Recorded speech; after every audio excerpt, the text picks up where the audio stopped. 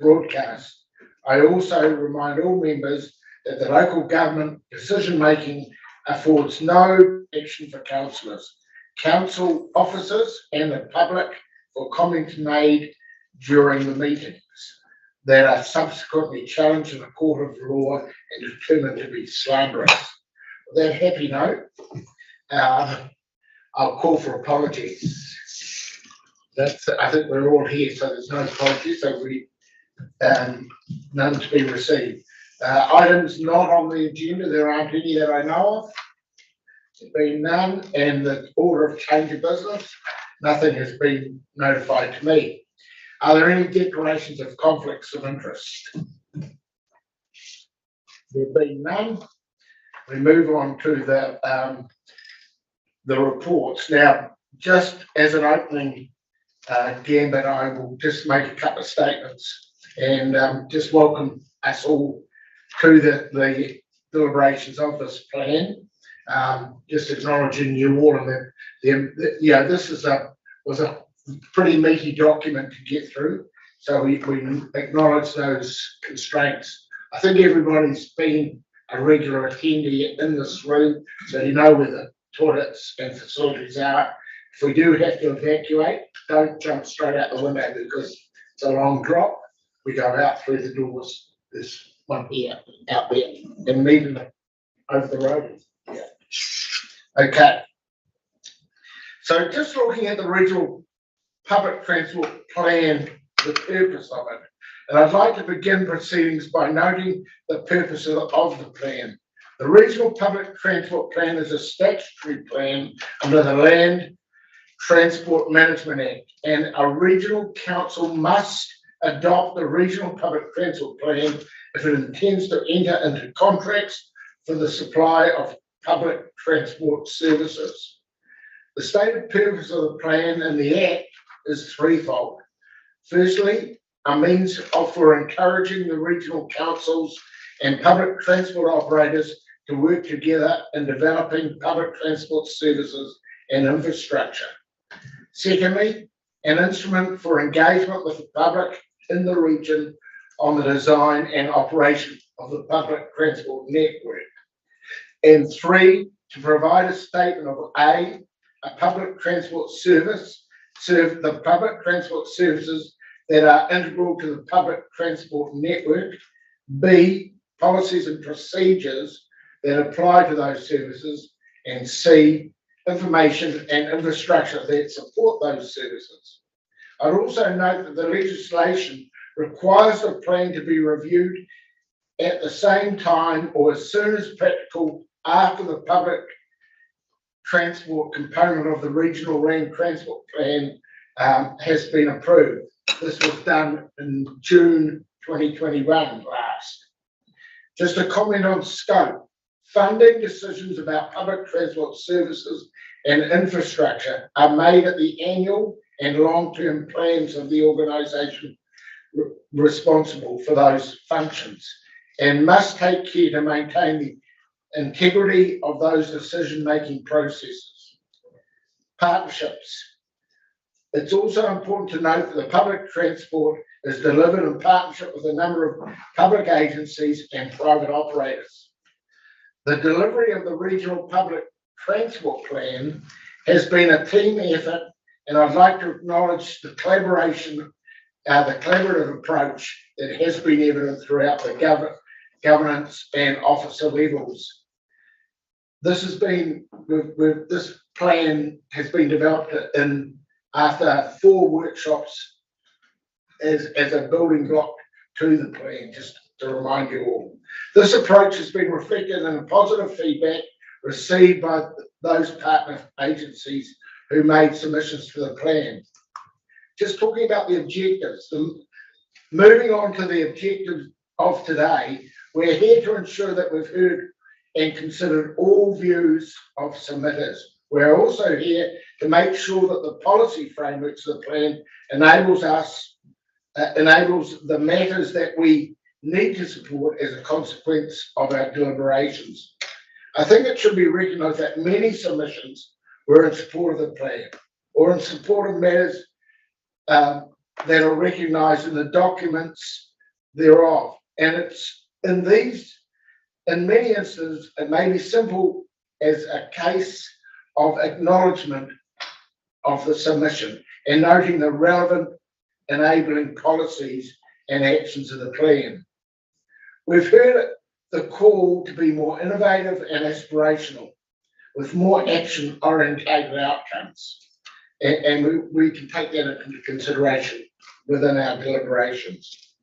We've been through a comprehensive review process and now have heard submissions of the draft plan. Our role here today is to consider officer recommendations, deliberate on the matters raised by the submitters, and make recommendations for the final plan.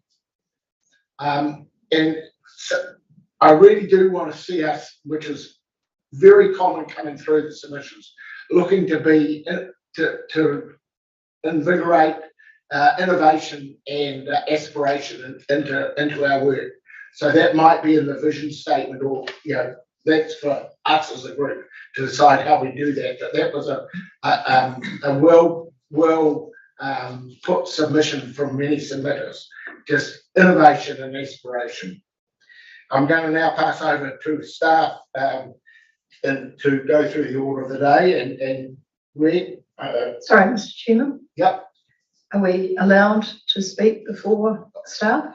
You can.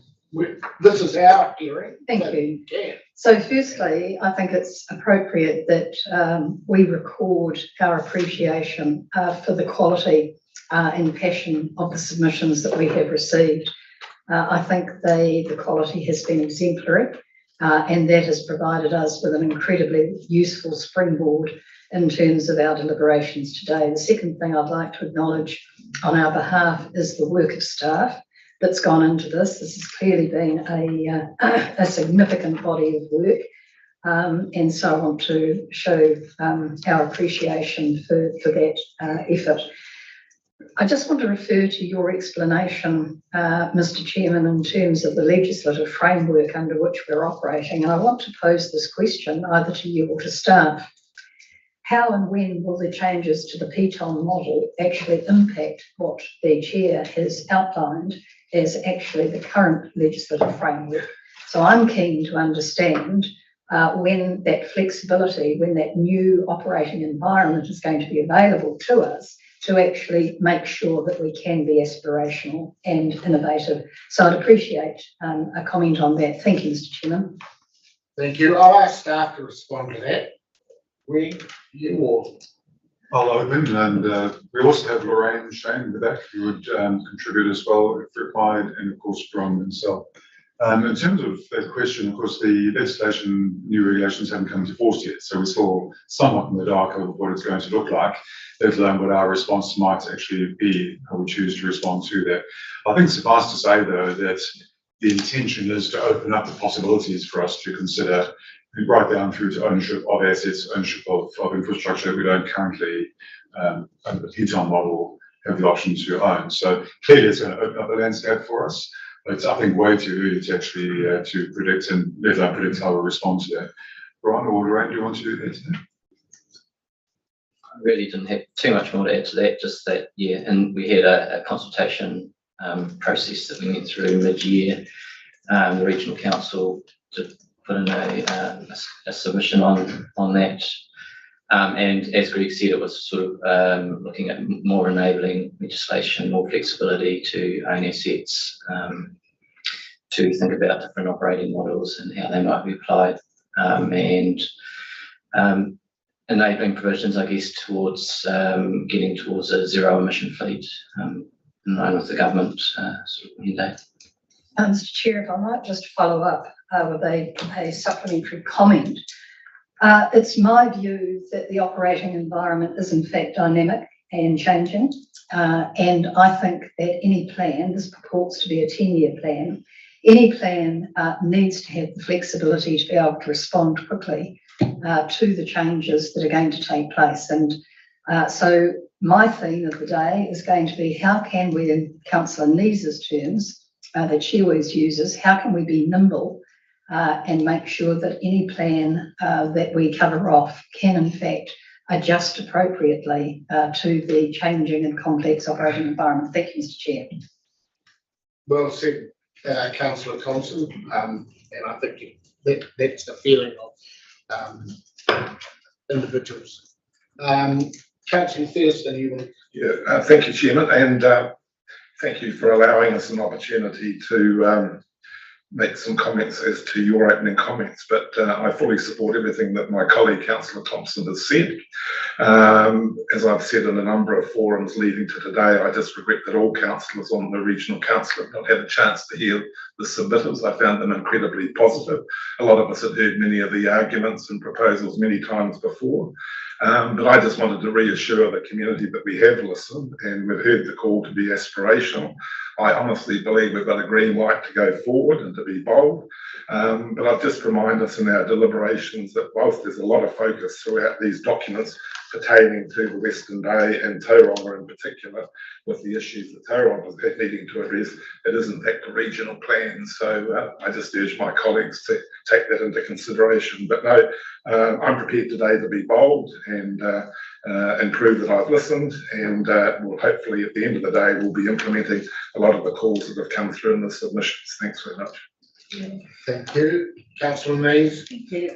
I've been reflecting that Put your speaker on, please. a lot of the submissions and the call for innovation and aspiration are the result of the fact that we are in a perfect storm at the moment with the delivery of our current services, where through circumstances outside of our control, our public transport is not operating as we would like it to, and therefore it's perceived to be failing. And so people are calling very strongly for an aspirational and an innovative approach, and rightly so.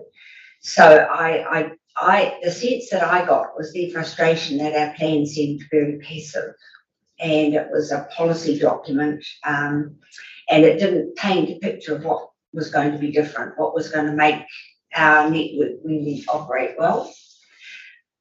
So I've been scratching my head on how to make the plan tell a better story and how to show an innovative picture while still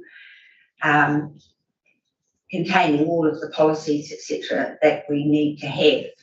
And I was, notwithstanding the amazing work that's been done by staff, I was a little bit dismayed at the recommendations that we received, many of which weren't recommendations at all, but justifications on why we weren't going to change the plan. So I would like us to be aspirational and see if we can actually tweak the words, change the words, perhaps add in a paragraph here or there to put something in like our ultimate network aspirations or something like that, to actually show people that we have heard that we've got policies, but we also have got a destination in mind. I don't know whether we're going to be able to get that over the line, but there are a number of instances where our staff said no. For example, a policy around supporting events, it's not in our mandate. Waikato Regional Council has got that very policy. So there's things like that that I'm thinking, why not? So I might be raising a few of those too, Mr. Chair. Thank you. Well, since we're all making open comments, I feel obligated that I might make my own. Listen, I too agree that there was a very strong sentiment that came through the submission process about the need to be aspirational and innovative. And I think in terms of setting some long-term goals and visions and some long-term targets, that's appropriate. The challenge we face, and I think this is what we're hearing in the staff messages coming through, that we also have to be realistic. And, you know, we currently sit at 1.3% mode shift on buses and public transport. The plan proposed we go to 5%. We all know that that's nowhere near where we need to be. But we also know that actually we've had a plan to lift it to 5% for a long time and we haven't delivered on much. And the most significant challenges we face, in my view, are funding and behavioural change. And those are really difficult problems. TCC's submission was very much around the challenge of funding. Was one of the key points that TCC made. And the reality is that to get anywhere near 20% public transport, which we'd all want it to be higher than that, but I mean, that's a pretty bold step out there. Then we need a step change, not only in local government funding, but in central government funding. The current National Land Transport Program is nowhere near large enough to even do what we're doing at the moment, let alone scale it up to the sort of aspiration we might all hope to have. So I guess I'm buying into the aspiration. I support it, but I'm also conveying a message of kind of reality, that you can have all the aspirations you like, but in the end, if you can't fund and deliver them, they're kind of not much help. And in fact, they can let you down. And so somewhere in the process, we've got to get that balance right. I personally think that we need to press the case much harder, that we cannot, as a region, achieve the government's and our own aspirations unless we have new means and ways of funding and changing behaviour. You all know my views around the importance of pricing, the transport, the road network, as a means, not the solution, as a means to help address some of that. To me, that is one of the key innovations that are needed. But these are going to be challenging issues. And, we're going to have to push really hard to get community support. Land use is consistently raised, and that is key, but it's also really slow. We're desperately as a council trying to deliver more houses sooner yesterday, and kind of the only hope we've got of delivering anything is kind of anything of substance is kind of 5 years away. So if it takes 5 years just to get a few thousand homes built, it'll take 30 years to get an intensified city of any significance developed. So, yeah, my caution is yes, but how? And where does the money come from? You haven't had a go yet, Mayor Turner. I agree with pretty much everything that's been said. Obviously, in the Eastern Bay, we face some very different challenges to Tauranga, and I want to be supportive of everything you guys are trying to achieve here, because you have some huge problems. I was just looking at this morning at our bus routes in the Eastern Bay of Plenty, and the best serviced community is probably our wealthiest, who have extra options to take their car, and that's going to probably be one every time. And those where our highest deprivation are the least served in any way by transport. And there's sometimes core things to their health services. And I sort of signal that one of the things I'd be really interested in finding out, and we need to do some work to support the future. I think that's the relationship's important. And I've started some discussions with the other two councils in that regard, and we need to pick up what we should be doing to support, give you information. But I do think that we need to be looking at a more innovative approach. I've got more questions than answers myself, and so we need to be doing some research, and that's where I'd be interested to know whether the Regional Council could support the resourcing of that. I've got a couple of ideas in the back of my mind, which I won't put on the table right now, about how that could happen. But I do think that we need to be, you have to understand that when we get in our car, we drive for a much longer distance to get anywhere than Tauranga people have to, but it probably takes us about half the time. And so we have different challenges. So we have some private or other community agencies that are providing transport for certain demographics around disability and aged care people right now, and some of them are quite new initiatives. So I'm sort of, in my mind, waiting to see how they get off the ground and what they learn in the process of that, because I suspect will be some information that could then have wider application in the Eastern Bay of Plenty. So we're kind of glad that the contract's still got a couple of years to run, because it gives us that headspace to actually see if we can find a way forward, and then come to you with some suggestions for change that will increase, and the ultimate goal being increased patronage. That's, I guess, what we're all after. So thank you. Thank you for that.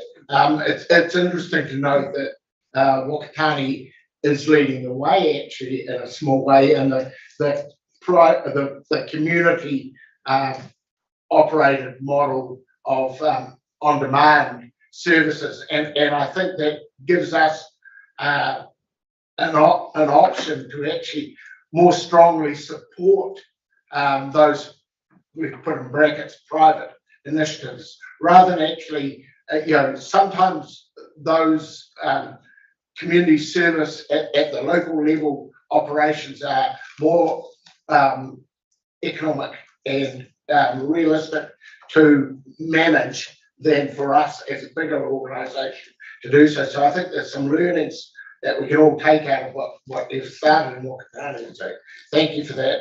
Can I just say before we start from myself, we do put a lot of emphasis on the Tauranga service because it is such a big proportion of our PT funding. But that doesn't mean that we neglect the others, and we must not. So we've got to take into account everything. But we've upped the ante in a big way in public transport funding wise in the Tauranga city. It is ratepayer 100% target funded, so our ratepayers are paying for it. But that gives us an opportunity to work closer with Tauranga City, who also have the same ratepayer, and so that we can work collaboratively together. And I want to see us, my personal aspiration is to see us actually co-funding things like your bus shelters and your digital information and that. We don't want to get into your roading, so bus lanes and that will always be your domain, because that goes beyond our brief. But where we can help, because it is the same ratepayer paying for it. So the collaboration, I think, has been really successful with the joint PT committee that we have at Tauranga City. It's in its early days, but I think we saw the shoots of potential coming out at the last meeting, where governance has been very keen for 6 months to get collaborative working, and I think we're seeing it at a staff level now like we haven't before. So there are positive things there. I commend staff.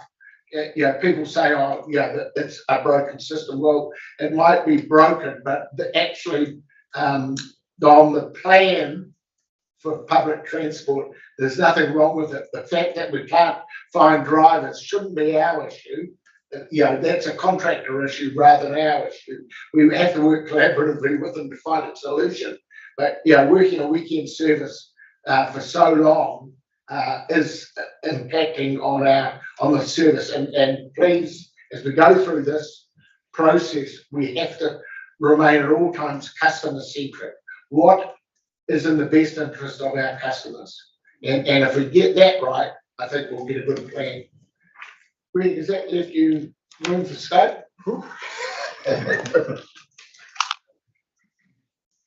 Perfect, councillors. Thank you, Chair, and to all of you councillors for those comments. I've got to say they're pretty inspiring and a little bit daunting as well. And just picking up the Chair's comments there, one of the challenges I find, particularly walking into this process late, is of course with public transport you tend to get quite focused on the issues of the day, drivers, ability to keep networks running and so on, whereas today is actually a longer term view as to what the possibilities really are. So I guess that's really what today is about, is to look beyond our short term problems.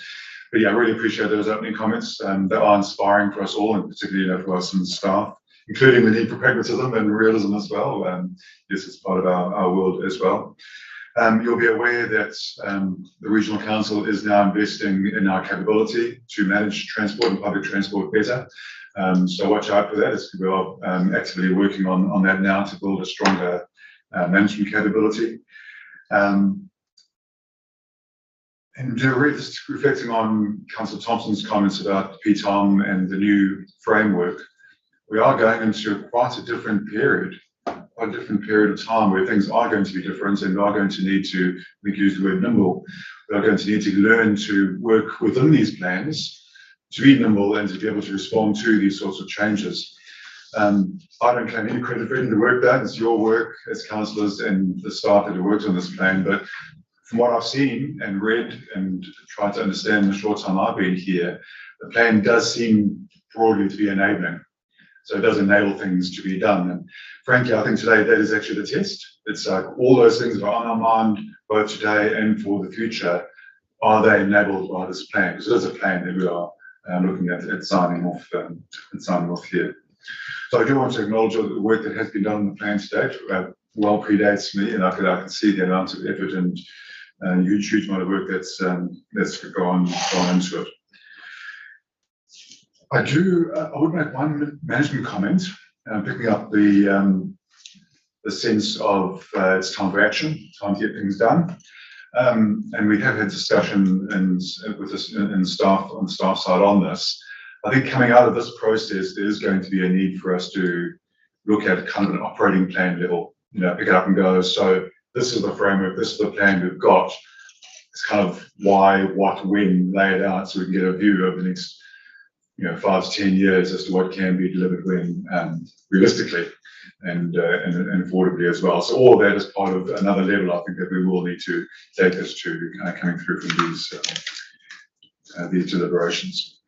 So Brian is here. He's done a lot of work over the last week or so, trying to go, obviously having heard the submissions and reading through all the submissions, to summarise them and bring those through to you and the committee as recommendations to consider, and no doubt there'll be others in your mind that you want to add to that as well. As I mentioned, not just Brian, but Lorraine is in the room as well. If there are questions that we need to test, in fact, there's really things that I'm not across yet, I'm sure Lorraine will be, or Brian will be, so hopefully we can assist councillors in your deliberations with that. So at that point, Brian, I'll hand to you. Just before you do, Chair, thank you. It was just a point of clarification. In some of the submissions and in some of the opening comments, reference has been made to the council not supporting major events.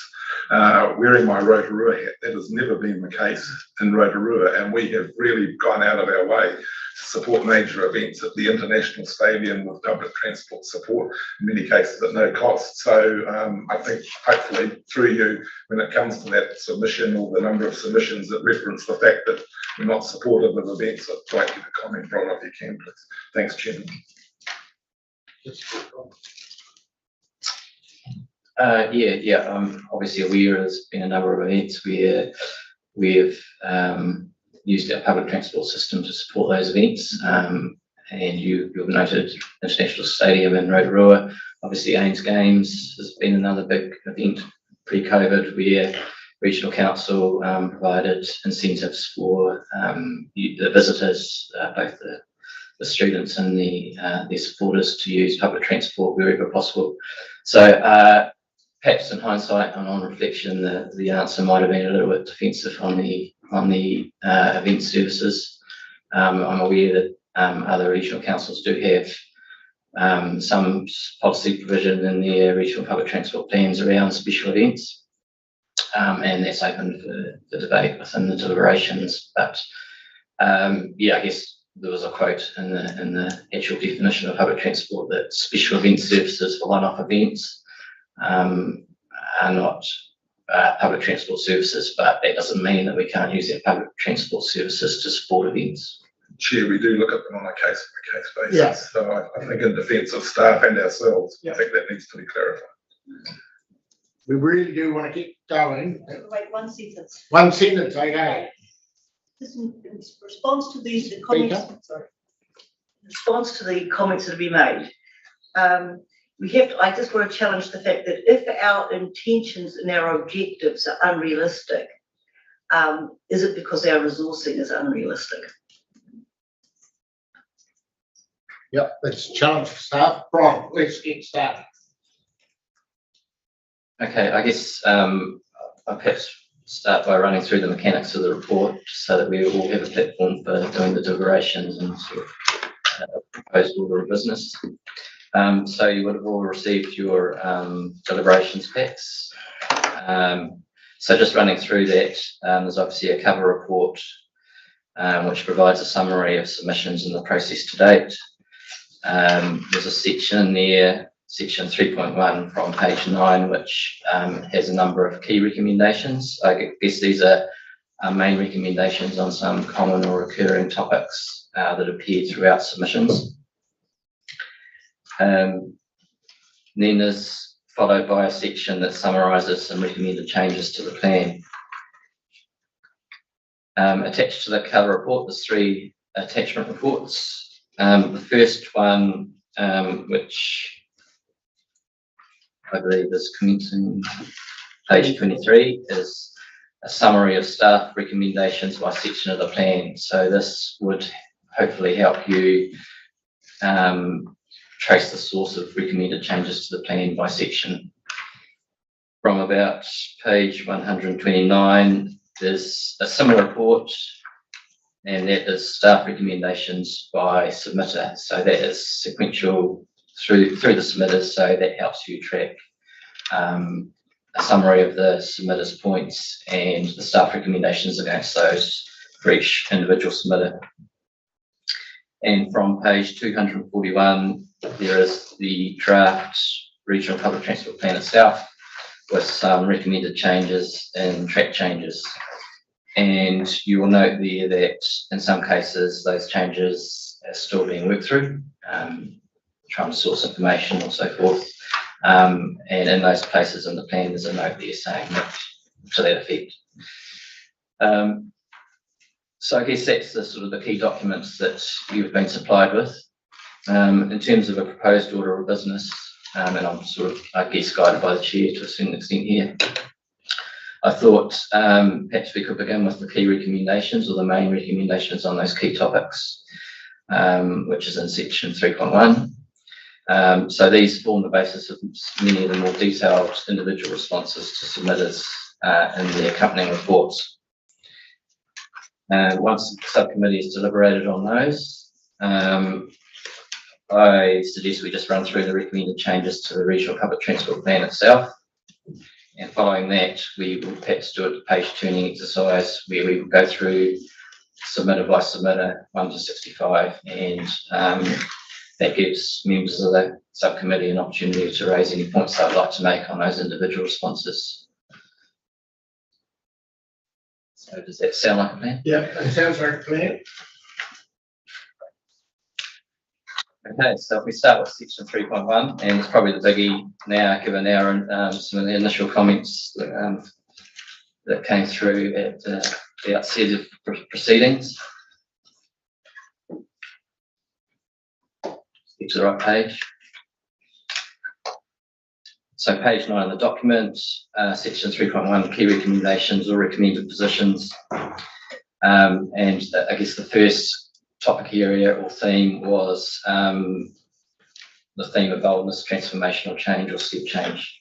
So as you've all raised initially, many submitters questioned whether the RPTP document was bold enough or aspirational enough, or would deliver that transformational change in light of the challenges that are facing the region. And I guess many of those were Western Bay of Plenty orientated, with I guess some of the more some of the bigger issues around mode shift and congestion and so forth, more apparent in that part of the region. So the recommendation, and I probably recognise in hindsight that this is probably a little bit tame and reverting to planner speak. But I guess I was repeating probably some of the wordings that came through in our development of the plan, which is we're trying to be set out some aspirations, yet trying to be realistic and deliver what is achievable within the plan.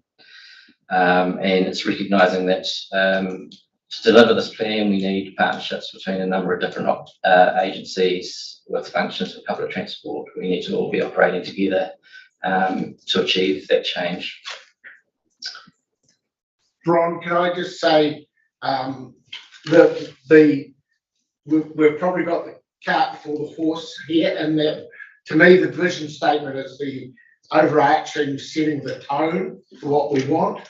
And I noticed that's over the page in 3.13. But really, we need to convey the message. It's the message that's really important here. That we are looking for innovation, we are looking for aspiration in the vision statement. So I'm just wondering whether we go there first or not, but we'll go to Councillor Thompson and then Councillor Reid. Yeah, thank you. And Bron, I think you've picked the move quite well. For me, the current plan does not come across as aspirational or as bold as I personally would like to see, and I believe a number of submitters would like to see. I just reiterate, in response to Commissioner Selwood's comments about the need for realism, whilst I have regard for that and believe that the implementation plan is how we will go about the actions required to address those matters, I make the comment that climate change ain't going to wait until we've figured out funding. So in my view, you know, the urgency with which we are now facing a changed planet and world is imperative, and that calls for aspiration and boldness. And as I say, I believe the operational plan can deal with, okay, so what do we need to do about all of the hurdles in the way for that? The other thing, as I said earlier in my opening comments, we're an incredibly dynamic operating environment, and so this plan needs to recognise that we will be nimble, we will be flexible, and we will continue to always have regard to the need to have regard to what's happening there. The other thing I would say is that throughout the staff responses, there is this plethora of comment that we will continue to work collaboratively. Just ain't punchy enough for me. Who's going to be the leader? You know, pick the leader in all of this stuff. I want to see us take real responsibility for being facilitatory, for being proactive. I think in one response the word proactive was used, but not again. So sorry, Mr. Chair, those are my comments. I don't expect that we'll get changed wording within the next 10 minutes or so, but I just truly believe this is our moment. This is our time. As our Prime Minister referred to climate change as the nuclear moment, I believe this is our time to actually say, we understand climate change ain't going to wait for no one, and we need to do everything we can possibly do to address it, particularly through mode share and emissions. Another story, which I'll save my breath for. Thank you. I just go back to my request for a section on future aspirations for our public transport network. We've got a vision, yep, but it's very, you know, it's just words, and it doesn't sort of, it doesn't tell a story, it doesn't paint a picture. And when I look at other plans, you know, they're aspiring, they're talking 2043, they're talking 2050, and they're saying things like, this plan aspires to enable greater coverage between and within regional urban areas for people of greatest need. You know, there's some fabulous statements that we could put about, you know, using new technologies and enabling rail, and, you know, sort of, we should be sort of painting some sort of glorious vision. What we've got is a short term, maybe even the next 10 years if we're lucky, step a whole lot of things that are already underway. So I'm putting my plug in to somebody developing an aspirational statement, whether or not it's before or somewhere around the vision, which is saying this is where we want to go with our public transport network. This is what we want it to be achieving. And then we can say, you know, that we're going to have to take an iterative approach to get there. But this plan lays out some of the steps that we're taking.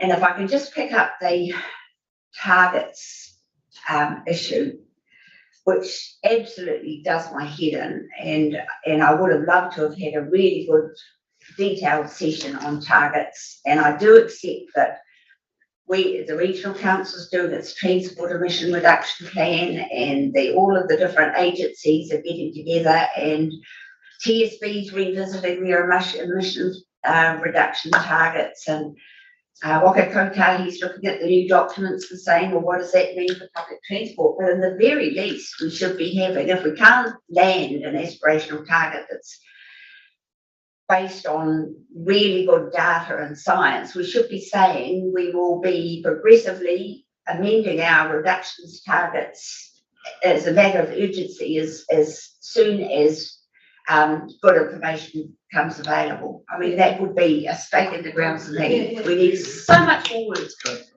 on that. So it's about painting the picture. Yeah, Ron, when I looked at the actual track change, I noticed vision is under what we can achieve part 3, whereas to me, the vision needs to be, okay, you do your background and then you do your vision. So the vision needs to come forward in the document so that we get that aspirational feel in the document early, because people don't want to wade right through a document to find what our vision is.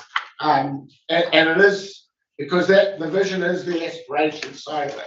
We do have to be pragmatic, and it was interesting in the submissions from TCC that they made that comment very clearly in their submission, that we have to be realistic and pragmatic how we go about it to get these changes. But if we don't have the right vision, we're never going to get there.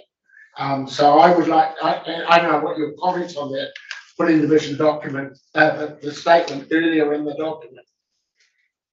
Standing, I think we can have it up front. Anyway, keep that. If you wanted to address the vision statement now, might be an opportune time since we're talking about it, so we could probably jump to that and then come back. Yep.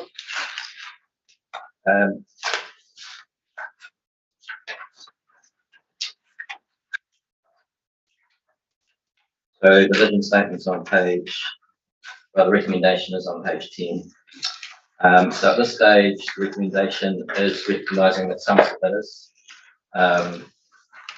raised concerns that although the document talked about accessibility and centres outside our main urban centres, it didn't really come through in the vision statement. And there was also a lot of submissions around better sort of regional services connecting the region. So at this stage, the draft recommendation was adding words to the vision statement: more people using high quality public transport that enhances their lives, supports urban transformation and regional connectivity while reducing our collective impact on the environment. I'm obviously aware that that's not poppy enough. Yeah, I think we need something in the vision statement that shows that we can be nimble and that we are, it is such a dynamic landscape at the moment that is changing by the day. I just saw this afternoon came through that the government's announced today that they're going to give employers a tax exemption for funding public transport for their employees. So something changes every day in this game we're in, and that nimbleness needs to be in the vision summary. Mayor Turner first, and then Councillor Neath. Just in terms of vision, we've actually set up an emissions target for ourselves as a council, and we set what felt like a ridiculously ambitious goal for ourselves in the first couple of years. And rather than a more achievable one, do you know what? We superseded it. When you start aiming big, you can be surprised how far you can get. If you've only set it here because you think that's realistic, then you'll end up here, I guess is what I'm saying. But sometimes when you start to really push yourself to be ambitious, to do well, you can surprise yourself and even exceed what I just think I don't think we should be scared of being ambitious, is what I'm trying to say. Because people, if you talk about realism, what tends to happen is that you miss the mark and it's even lower than it could have been. The comment that I wanted to make was, I think we do need a vision statement. I mean, to refine forward plans, and I think the point is well made on accessibility, and I don't believe that just relates to regional connectivity.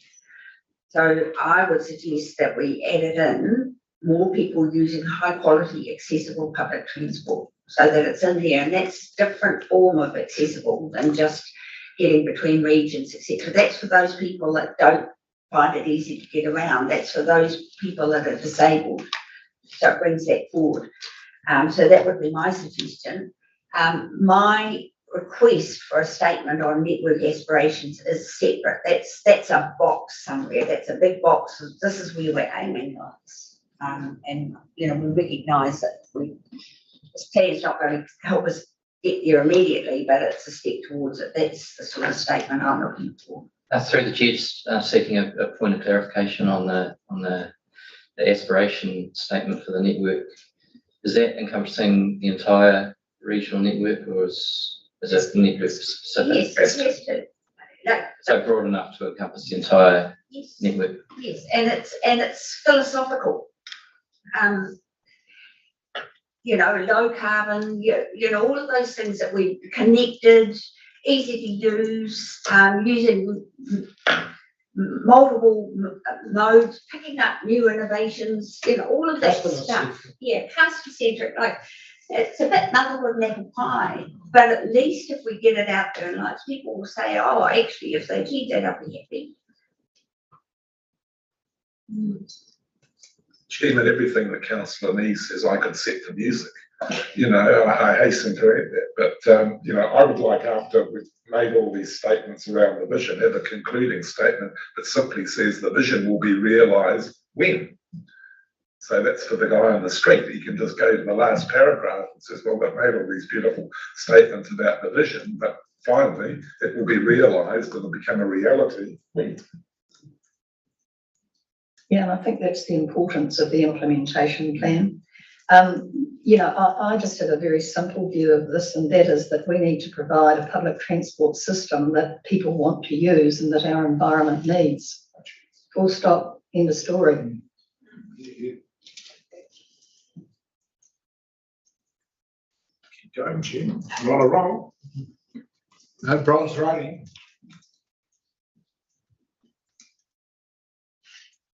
Bring your hands, Bron. Okay. Got some suggestions there for a vision statement and a aspirational statement associated with that. Should we move that to something a little bit drier, funding and financial information, which is on page 9. Yeah. So there's several submitters sought more funding or financial information in the plan, or asked how the activities in the plan would be funded. So I guess there's a sort of a twofold answer to that. One is, yes, we probably accept that there's more financial information could be included in the plan. I think like Kotahi mentioned it. asked for a 10-year forecast. So we're taking action to put that in. We'll put in the dollar amounts, because it's just percentages in the plan. We do note that those decisions about funding levels are set in annual plan and long-term plan processes. So it's really including that information that is forecasted in our long-term plan or our annual plan. The other thing is noting that, we have an implementation plan, and that's what we're proposing to develop an implementation plan to support the policy framework in this plan. So that is taking all of our policies and actions and systematically going through and working out what are currently being done, what we need to do, what resources we need to implement those policies or actions.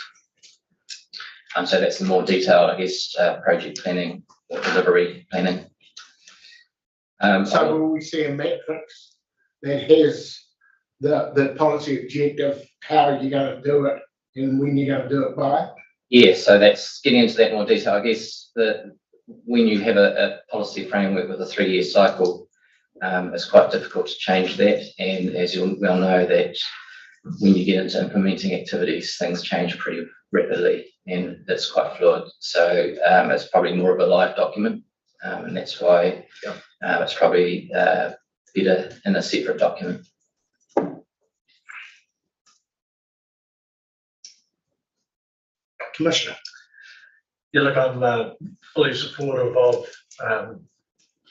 the need to, at a high level, set out the planned funding levels across the councils in their long-term plan, so you can actually see what the funding forecast is.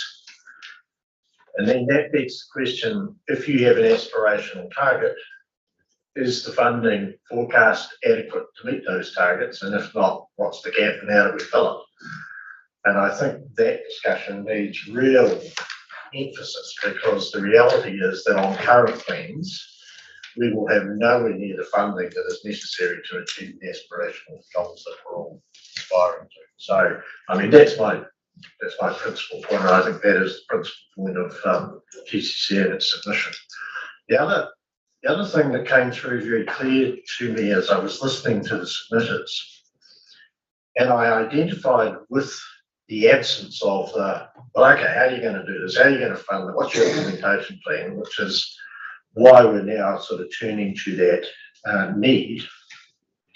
I think part of the problem is that there's a disconnect between, at a policy level, what we're doing here, and at an implementation level, what is going on at TSP, because effectively that is not only a public transport, but that is our public transport implementation plan for the Western Bay, and I acknowledge that it is just for the Western Bay, but nevertheless significant. And that process was looking at all of the scenarios of investment pathways that we could take, and having in mind an aspiration to increase mode share. What did all of the parties put that work program together? And it was a regional council, city council, district council, and Whakakotahi partnership to come up with a package of projects that could be funded, that would then feed into the long-term plans and feed into the regional and national transport planning process. So that is the closest we've got to, you know, an evidence-based implementation plan. Now, clearly it is going to, at the transport macro level. Now, plugging into that will need to be a public transport specific implementation piece, I believe. We are now in the process, or will be forced by the ERP, which is a healthy thing to happen, to review that TSP in terms of its delivering on government set new targets. And I think we need to have a much more transparent link between the TSP process and the implementation plan and the policies, both for the RTP and the RPTP, whatever it is, regional transport plan. Because, and maybe the report needs to have a clear diagram that shows that relationship, how at the policy level, which is what this document is about, to the TSP, which is effectively your investment program, prioritised by projects, into the RTP, which effectively gets funding through the NLTP. Because it's the link between planning and funding that seems to be missing to me. And so when I talk reality, what I'm saying is that we have to have a plan that if we set a target, then we're going to have to come up with a transport system plan that delivers on that target, or not, and we may have to go back and revise our aspirations if you know, we just don't think it's feasible. But that is the reality test that I think is critical. And I think that's the missing piece that submitters cannot see when they read through our plan, because it's not mapped out for them. And I think we would all acknowledge that the communications around TSP, as it's been done in the past, has been weak. It's been an internal kind of process that failed to see the light of day from particularly stakeholders' perspective. We need to do a better job on that next time. So I guess my point is, I think the plan should set out that relationship. I don't think there's any, you've got that, Brian? Comments on it?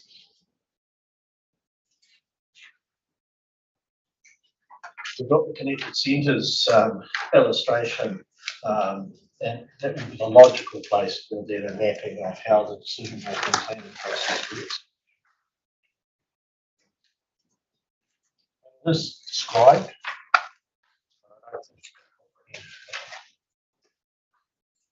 I guess I could try and represent it in diagrammatical form, but yeah, I really need to be clear on how that should be represented. Well, if we're not clear, then what does it work?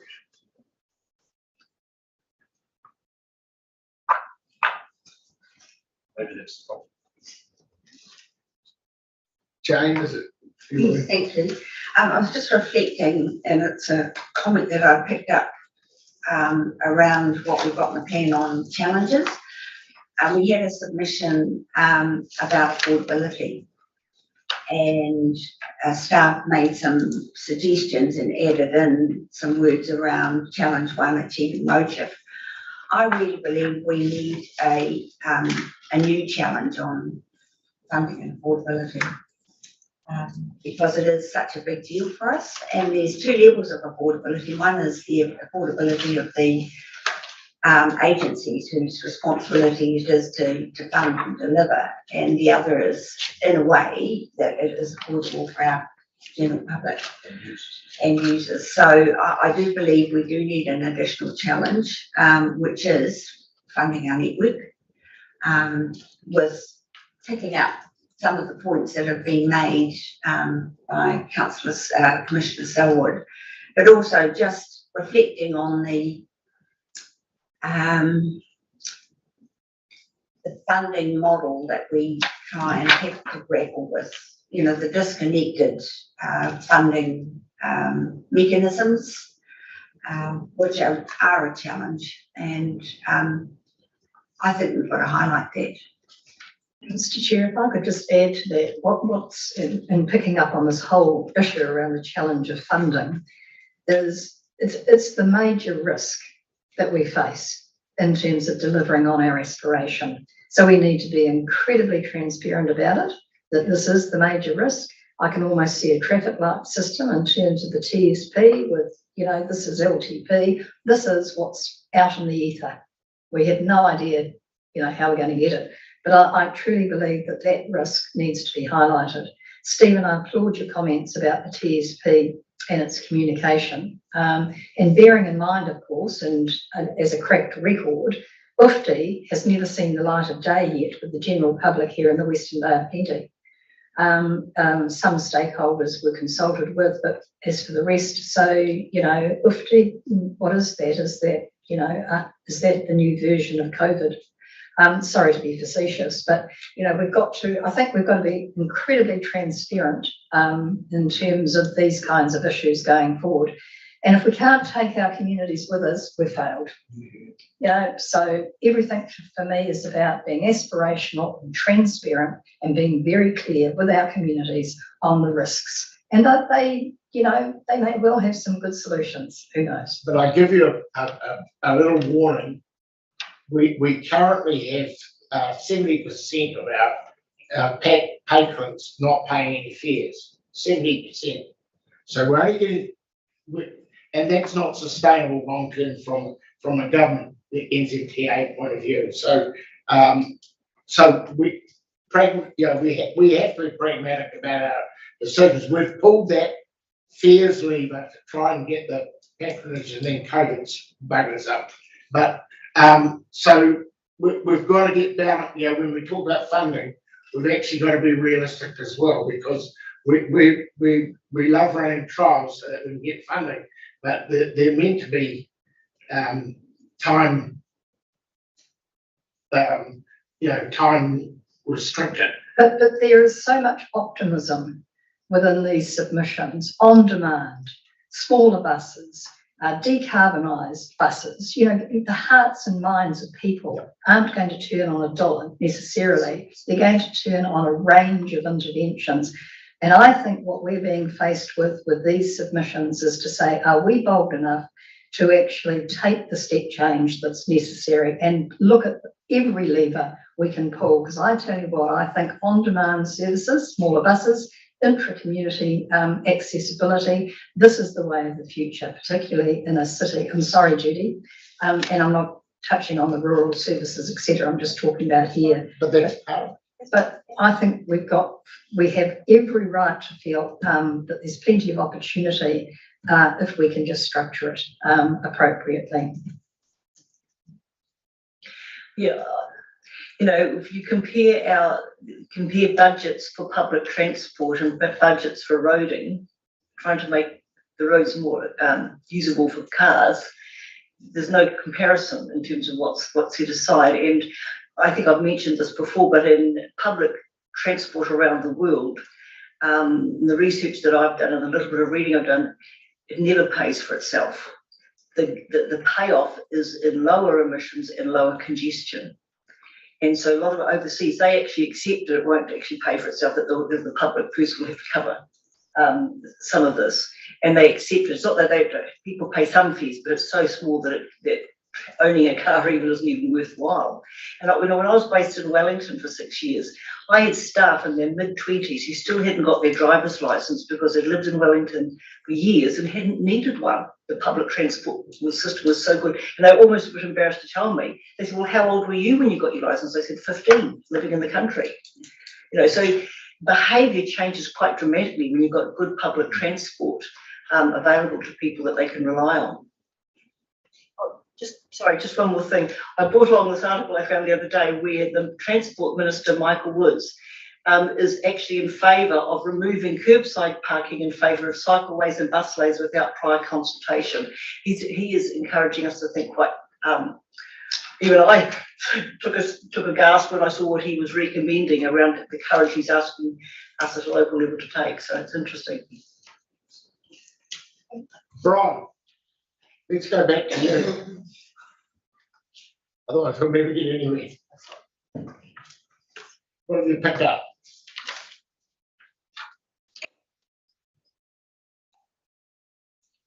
So I think that we've moved on to challenges, identified possibly a need for a separate new challenge. So I've noted that down. Vision statement we've covered. Targets we've discussed to some extent. Obviously the recommendation there is sort of a descriptive response around the process, and we're all aware that the process is quite complex at the moment around how do we work out our response to national targets in the emissions reduction plan, and we're working on that with our partner agencies, both at a sub-regional level and with the Ministry of Transport as well at a sub-national level. So the answer to that is we don't have an answer yet, and we've just got to admit that. But targets are meaningless unless there is a plan to get there. Yep. So just a note in terms of the targets that are in the draft plan. We did quite an extensive modelling exercise in Western Bay, and I recognise that's the Western Bay sub-region. That was through the TSP, and those targets are based on what the TSP told us, the modelling told us, was achievable on a medium investment scenario, which is actually significantly increasing our investment above current levels. That was factored into our long-term plan, our last long-term planning process. But that would still, all things being equal, only achieve that mode shift target of 5%. So that's the reality of the situation. Mr. Chairman, I want to totally support Councillor Nee's on this particular matter, and it comes back again that we've got a moving feast on our hands in terms of emission reduction requirements and mode shift.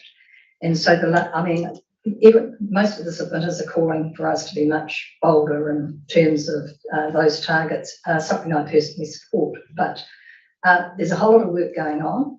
There's a lack of clarity in terms of, the goalposts. So we've got a flag here that whilst, we're here, we want to be aspirational, when are we going to be able to bring this work together so we can actually have some, really good understanding of what we could achieve or we'd like to achieve, what has to happen to achieve it, etc. So what's the time frame for that?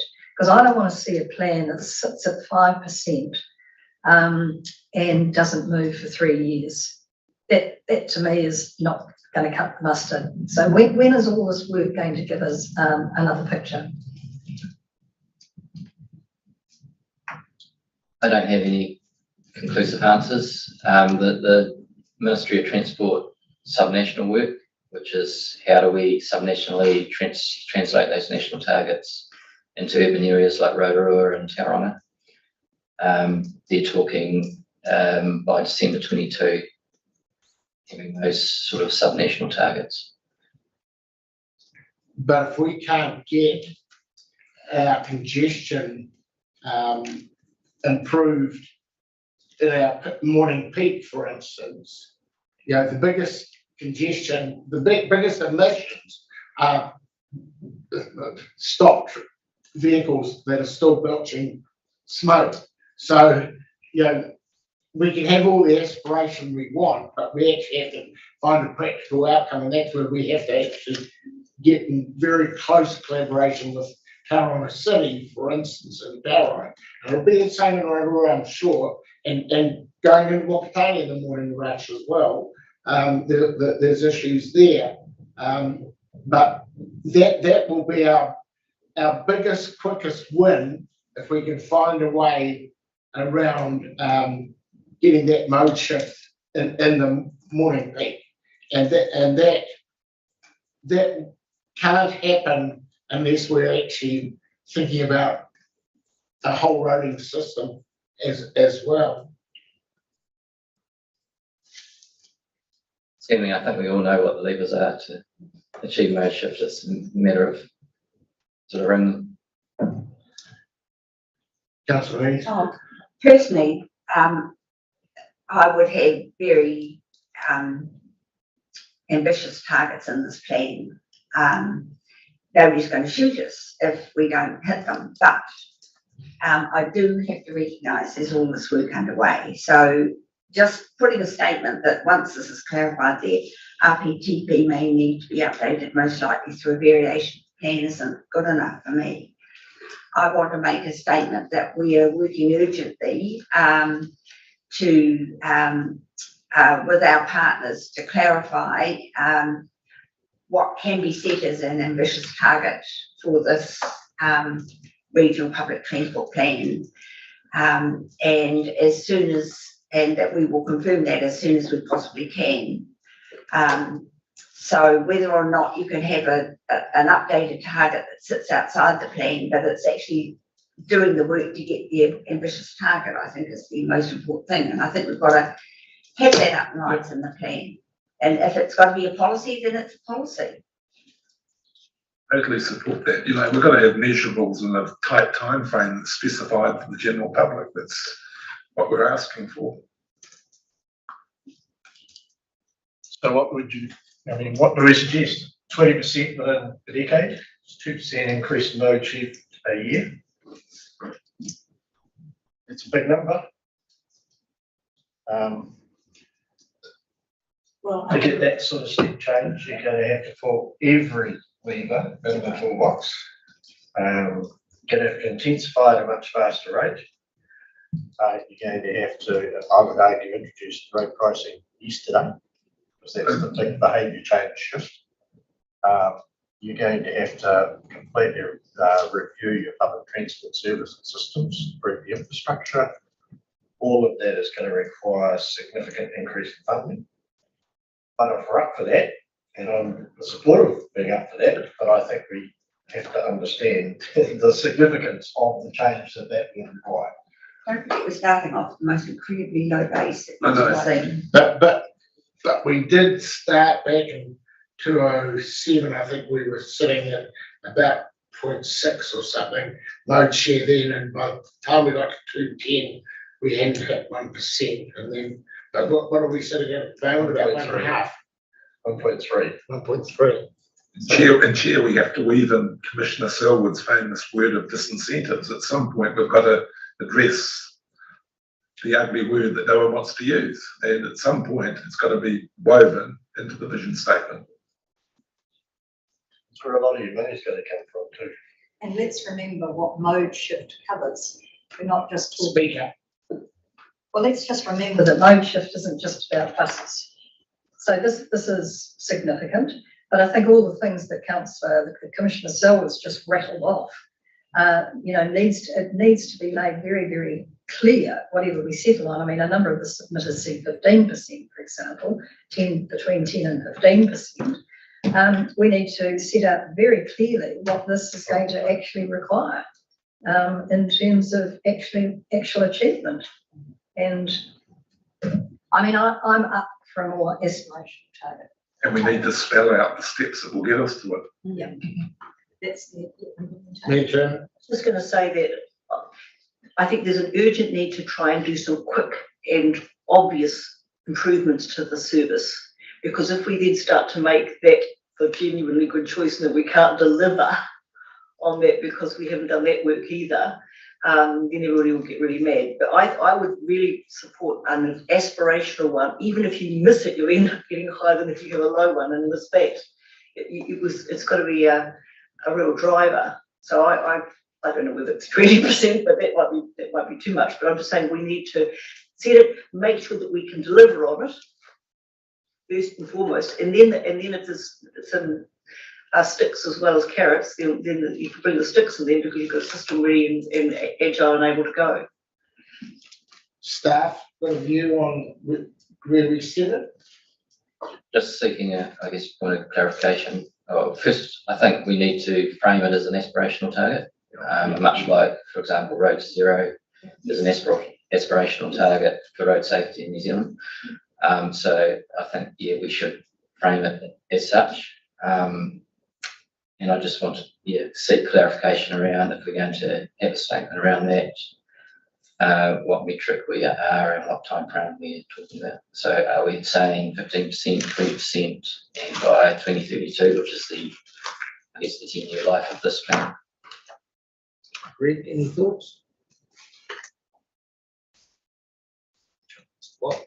Yeah, I think I agree with the problems of asking. We need to think about, I guess, put aspirational targets as something that we can almost put a bar line up there, sort of in lights to say that's what's guiding us. I need to take some advice as to what that might actually be. That I think we need to maybe consider it overnight.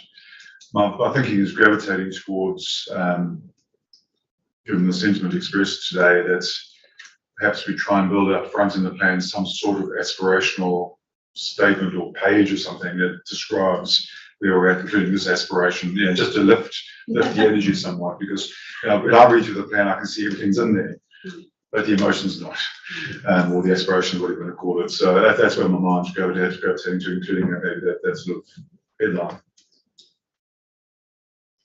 And maybe if we put the aspirational target in there, we recognise there's a lot of work still underway, which will be might further inform it or something like that. But let's be brave. So we have to explain how we're going to achieve it. If you take all modes other than private motor vehicle in the pie chart that we've got, it adds up to 8.5%.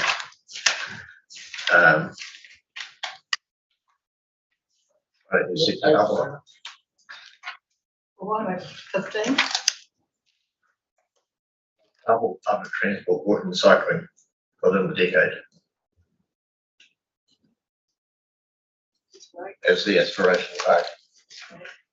Within the 10-year window. Sorry? Within the 10-year window. Yeah.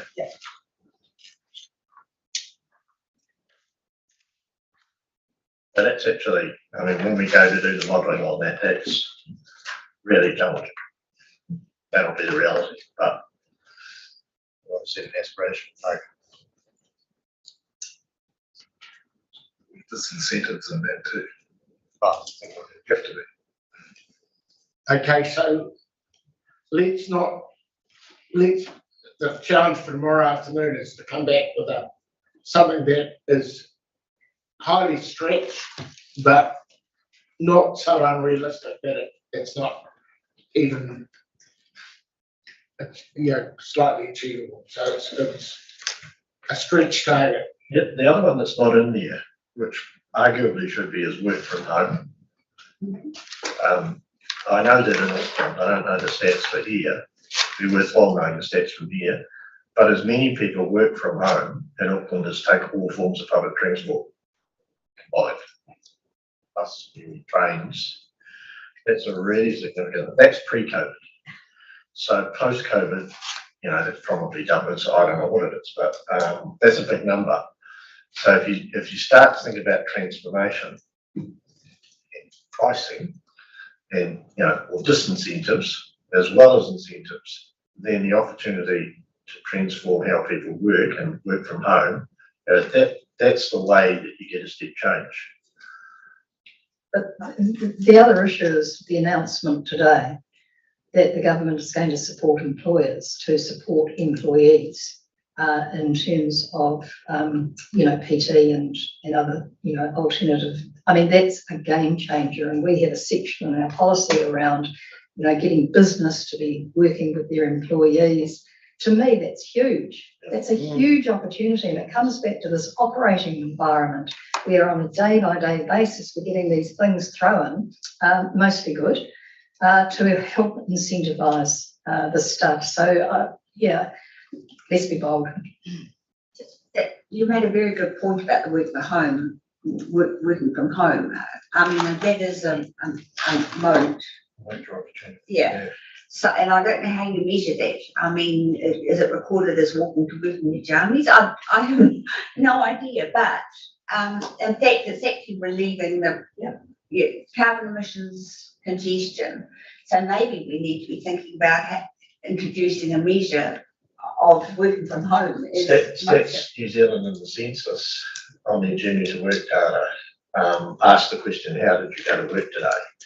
And one of the options is I didn't travel to work today, which I've always inferred is working from home, or obviously it'll be sick and all of those other things. But so the base data is there. It's not 100% accurate, but it's good enough. We've got the data. Just through the chair, just a comment on scope. Obviously, bringing it back to the regional public transport plan, I'm aware we've got quite a big program of work on travel demand management underway regionally and sub-regionally, with that wide scope of the different ways of travelling or not travelling, I guess, is captured or is addressed, and there's interventions designed to change behaviour to reflect that. So I'm just wondering if, I guess, in the approach in the plan at the moment, as we recognise that we've got this wider program of travel demand management work, we're looking to see what public transport can do to assist with that program rather than take over that program. You know what I mean? Reid, you want to? Of thoughts to hopefully assist here. One is I do question whether we do need to have all the answers. I'm thinking particularly about your comments, Councillor Thurston, about whether we need the answers about how to achieve this. I strongly suspect if we set targets for ourselves and then only publish those targets once we knew how to get there, we never could do it. I think of climate change as an example. I'm one of those people who is totally confident we're going to meet our, and I mean globally, our aspirations on climate change and carbon reduction, because we simply have to. And we don't know how to yet, but we increasingly know how to, and the technology is catching up and so on. So that's kind of an example. But if you don't set that target, you don't put it out there, then you don't actually encourage the activity and the investment to pursue it. So that's my first thought. But the second thought is also, I guess, just putting a question out there to councillors: what would you see as the one big aspirational target for our community in public transport? One that would mean the most. So from our point of view, from the community's point of view, if we said one thing, what would that be that would truly resonate and go, whoa, that makes sense? Would it be reduction in congestion on our roads? Would it be carbon reduction? Would it be mode share? What is it in the minds of our community that would be a unifying thought? I'm trying to find those possibilities. The biggest question we all get is, why do we have all these empty buses running around? So that's what's concerning our community the most, is so we have to, and I walk down, most days up Elizabeth Street, somewhere between 4 and 5 with a dog, just to see how many single occupancy cars there are on the road going home from work. And it's staggering how many single occupancy cars this town has. And those people coming, if they're leaving at that hour, that they could ride share or take public transport, I'm sure. But so somehow we have to break the cycle, but I think there's a buy-in by the public if we can get it right, because they don't like seeing the empty buses. So, but somehow we actually have to, the question is, how do we actually get them to try the bus? And right now, when we have a double problem because we're still sitting on a weekend timetable service that isn't working for our business commuters, our peak time travellers, and we have, that's not an easy resolve. But in this plan, we have to assume that it's still a shortish term problem. So it's probably not solving that problem. Is not part of this plan because we have to. We've assumed in the past that we could run a much more rigorous service timetabling wise than we currently are, and we have to find a way to do it again because it's just not. Chairman, in recent years, the answer to the officer's question about King Hits, one of the biggest issues that we've addressed has been congestion. And that's flowed on to free fares for school children and for the disabled and for a raft of other initiatives. Take pressure off Welcome Bay all those years ago, one way in, one way out. But that has been the big pressure push. Ease congestion in Tauranga, and then there's a flow on with lesser emissions and whatever, but that would have been the biggest king hit, I believe, in recent years. But I think you can translate that into convenience. What is a convenient form of travel for me? So that means we have to understand our market and our market segments, and not all things are going to be the same.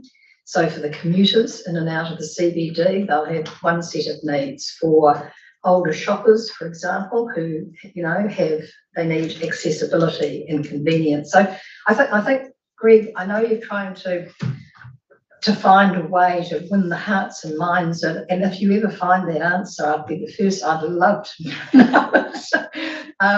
But it always comes back to me to understanding the market segmentation of our users and potential users, and designing systems that meet their paramount needs. And they are different, and that's why I believe we need to bring in a suite of levers, as our submitters have suggested, so to meet those different needs. I'm sorry I can't come up with but certainly this always reminds me of the anti-smoking campaign, and I was brought up when you used to be able to smoke on trains and planes and all the rest of it, much to my horror now. But climate change started off 10 years ago. Nah.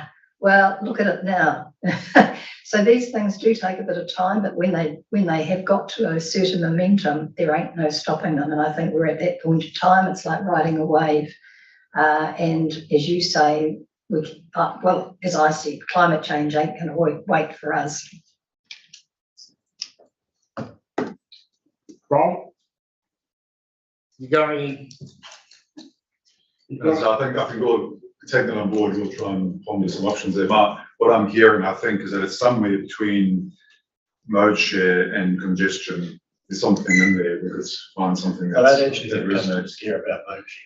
Well, mode share is wrong words, but it could be something about that, something related to more people using that. To me, I think that the drivers will be congestion, making a contribution. I think there is a definite market now that want to make a difference on carbon emissions, and I think that there's an opportunity to appeal to that sentiment.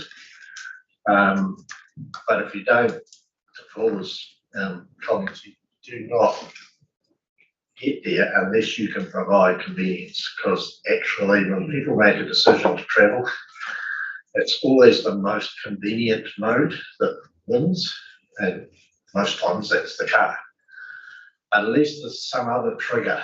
And I think congestion and health climate are now factors that are in people's minds that we can appeal to.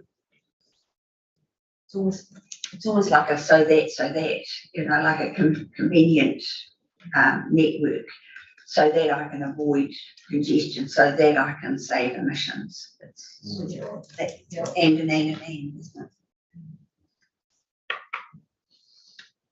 Discussion, Chair. Brian, moving. We've done the 2 pages. Only 300 pages to go. Okay, so I think we're through targets. The next sort of, I guess, theme was performance measurement, and I think we probably started discussing some of that around the implementation plan, the need for a monitoring framework for the plan as part of that. Should we be including benchmarking with other like organisations, other regional councils? I think we should. Yeah, we can certainly note the need for benchmarking. Just, are we going to add a vehicle kilometres travelled to our targets?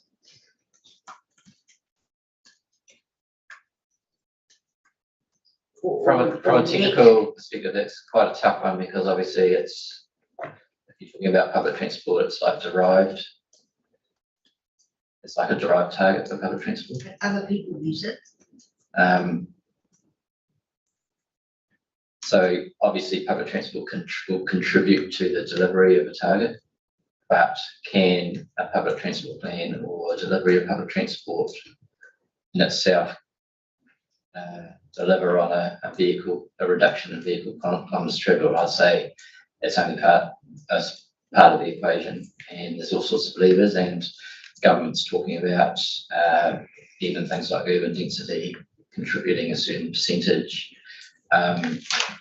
Things like working from home, obviously contributing a certain percentage, public transport. So it's part of the equation. I'm not a target expert, so I can only ask you the question and hope that you come up with a wise answer for me. But I just know that, you know, we've got somebody sitting in the Certainly, down the back that has made some very good submissions about targets, and I'm not sure we've done that submission justice yet.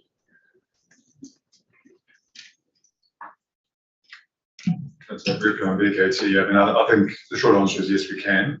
I think you'd have to accept it as what I call a proxy measure.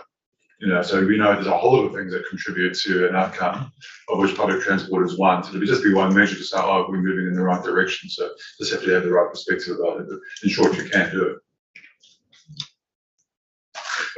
It relates to the previous conversation. In fact, it seems to be related to congestion, number of vehicles on the road. So it kind of makes intuitive sense to do so. So I've got real difficulty with the VKT target. I mean, I know it's been set by government. It is one of those very, very aspirational goals, I think. Because I'm just going back to the analysis that was done in the TSP, and it's part of my road pricing presentation, so I brought it up just to remind myself. But TSP focused on a major shift in public transport, walking and cycling. That was at the heart of it. Notwithstanding it's 5%, that's what it was seeking to do. And the modelling that was done showed that even with trebling public transport, walking and cycling, by 2028, vehicle kilometres travelled will increase from 46 million, I think it is, to 53 million, a 14% increase, not a 20% decrease. And by 2048, a 40% increase on today. So Is that because of population? Population, economy, you know, all of those drivers. So to me, the way to cut carbon emissions, yes, you want to restrict the growth in VKT as best you can, but you have to accept reality. A hybrid vehicle, a Toyota Prius or a Honda Civic Hybrid, will have carbon emissions, and they're not expensive vehicles to buy these days. An electric vehicle obviously has an even more significant contribution. So clearly the vehicle and how often it's used is the primary means by which we're going to reduce it. Public transport will make a significant difference to how often it's used. But the step changes in that area, focusing on DKT, I understand the desire, but I just think it's an unrealistic target. In the reality of a city like Tauranga that is growing at the pace that it is, well, if we were able to hold to them, we would have done really, really well. I was just remembering, sometimes when we're wanting to change human behaviour, we look at logical things that will make sense to people, when actually sometimes people's behaviour is driven by very different modes. So I always remember there was a story about a flash hotel that in its complaints from high-paying customers was that it took too long for the lifts to arrive when they hit the lift to go downstairs. And they got put out for quotes. And there was an exceptionally low quote that they couldn't resist checking at what that was about. And they, this quote was to put mirrors outside on the doors of lifts, and they never had another complaint. And what I'm not talking about mirrors and buses, don't get me wrong. But what I'm saying is that, things like the technology, things that people have been talking about, people with the IT opportunities, if you can still be on your phone and doing things instead of which you can't when you're driving a car. There's a whole lot of behaviours like that that could make quite a difference to people's options that have got nothing to do with carbon emissions or anything. It's just kind of playing into human desire, I guess is what I'm saying. And I think there's some little clever things in that space we could consider as well that might make. I know that some of our submitters talked about technology and ability to get on your phone and find out what time the next bus is coming so you can get to the bus stop in time and all that kind of thing. Those funny little things that I'm sure they've got an experience in there themselves can actually make quite a difference if you understand how humans behave and what they like to do. So I'm just thinking there's a couple of left field type of options that might help as well. Hopefully the work that's underway between the Wakago Tahi and TSP will help us in this area. I mean, that's all I can say. I don't think we're going to solve it today, are we? I just would like to.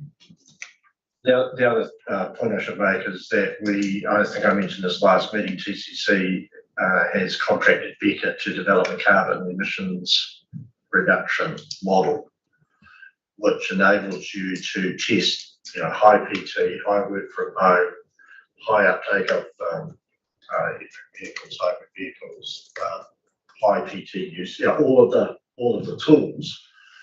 And if you push all of the tools to the optimum, what would it actually deliver? Now that's close to finalisation. I saw a working model of it just this week, and they've still got some sensitivity testing and whatnot to do on it. But I think that will give us at least a reasonably, now it's based on what we know, so it's based on reality, but it will at least enable us to test the validity of some of these measures and steps and the value that might be obtained. And I think that would be worth noting that is under development from.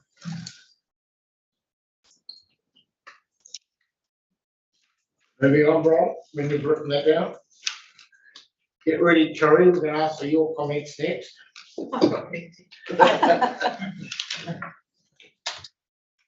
Okay, next theme was consolidation of public transport functions, and obviously we had a couple of submitters at least questioning whether the current separation of functions will deliver the desired outcomes for public transport that we're seeking. And obviously the context was particularly Tauranga and Western Bay. I think there should be mention of the joint Tauranga PT committee, because that does appear to just be breaking new ground, in my view. And it's been, I think, a good initiative. We do want to encourage it. Just a question. I wondered whether there was scope for a new policy.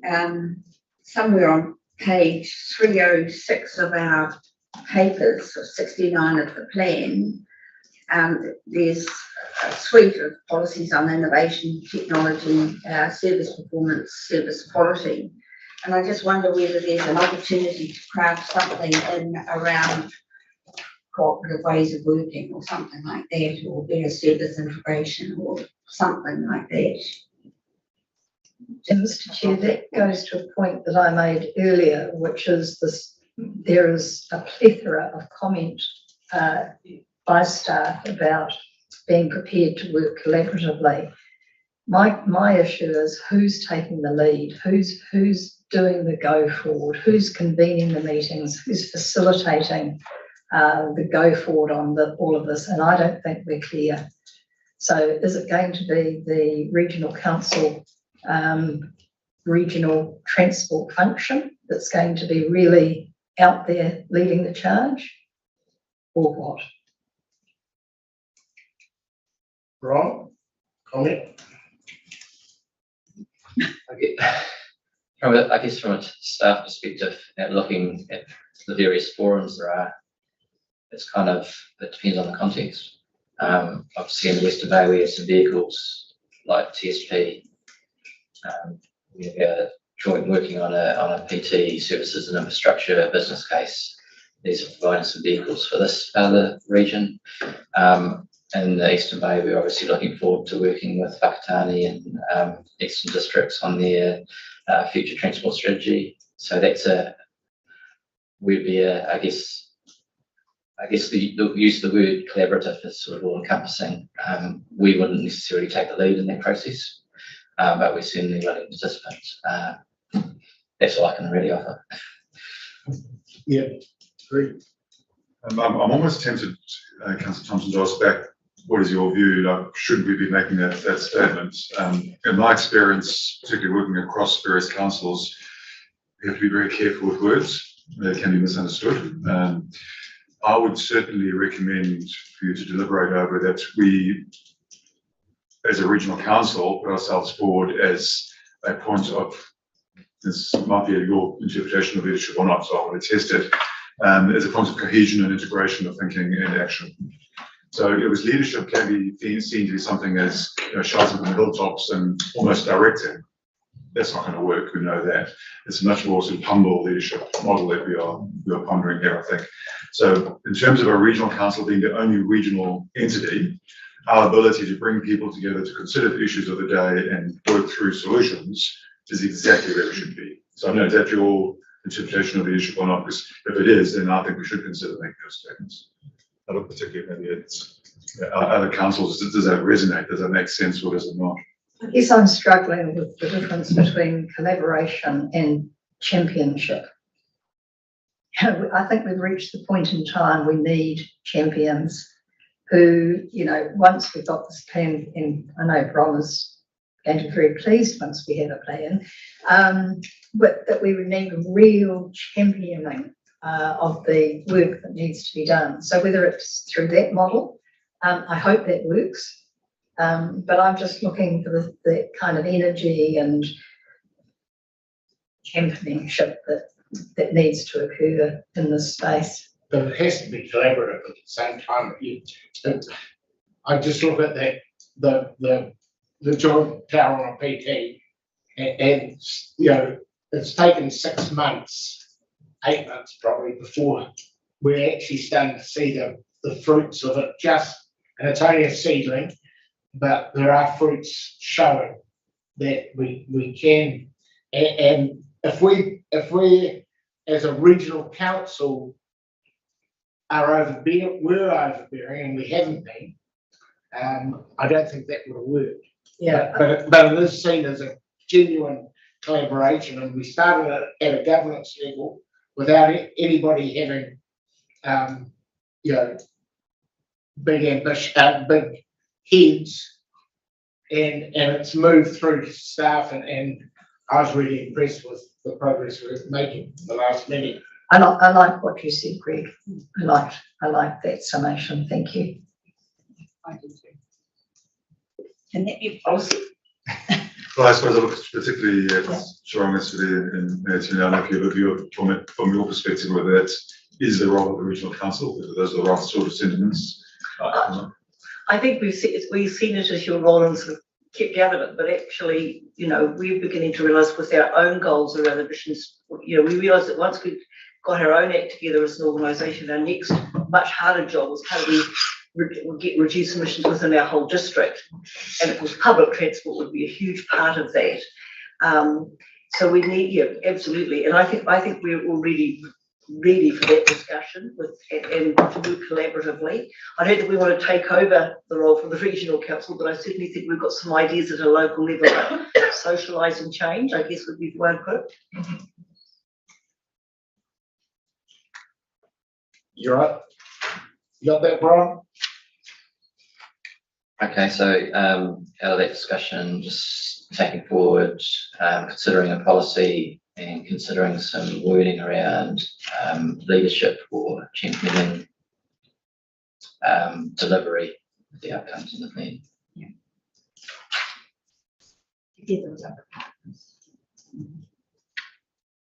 Cohesively, I think it's. Yeah. Going to Councillor Thompson's deliberations there, our role in ensuring that happens. Yes.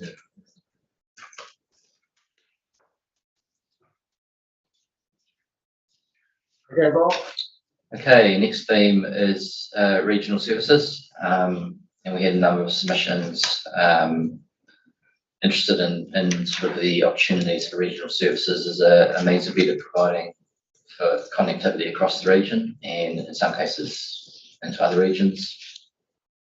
And certainly we have a proposed action in the plan to work up a much more comprehensive regional services strategy. We'll look at our service offering and see how we can make it a faster and more attractive service, recognising that there's multiple trips or functions that service could provide. And I think as a result of submissions, we've added some wording around things like medical, access to medical and health services. I think that was a gap probably in the text that is certainly an important factor in those regional services. Yeah, go.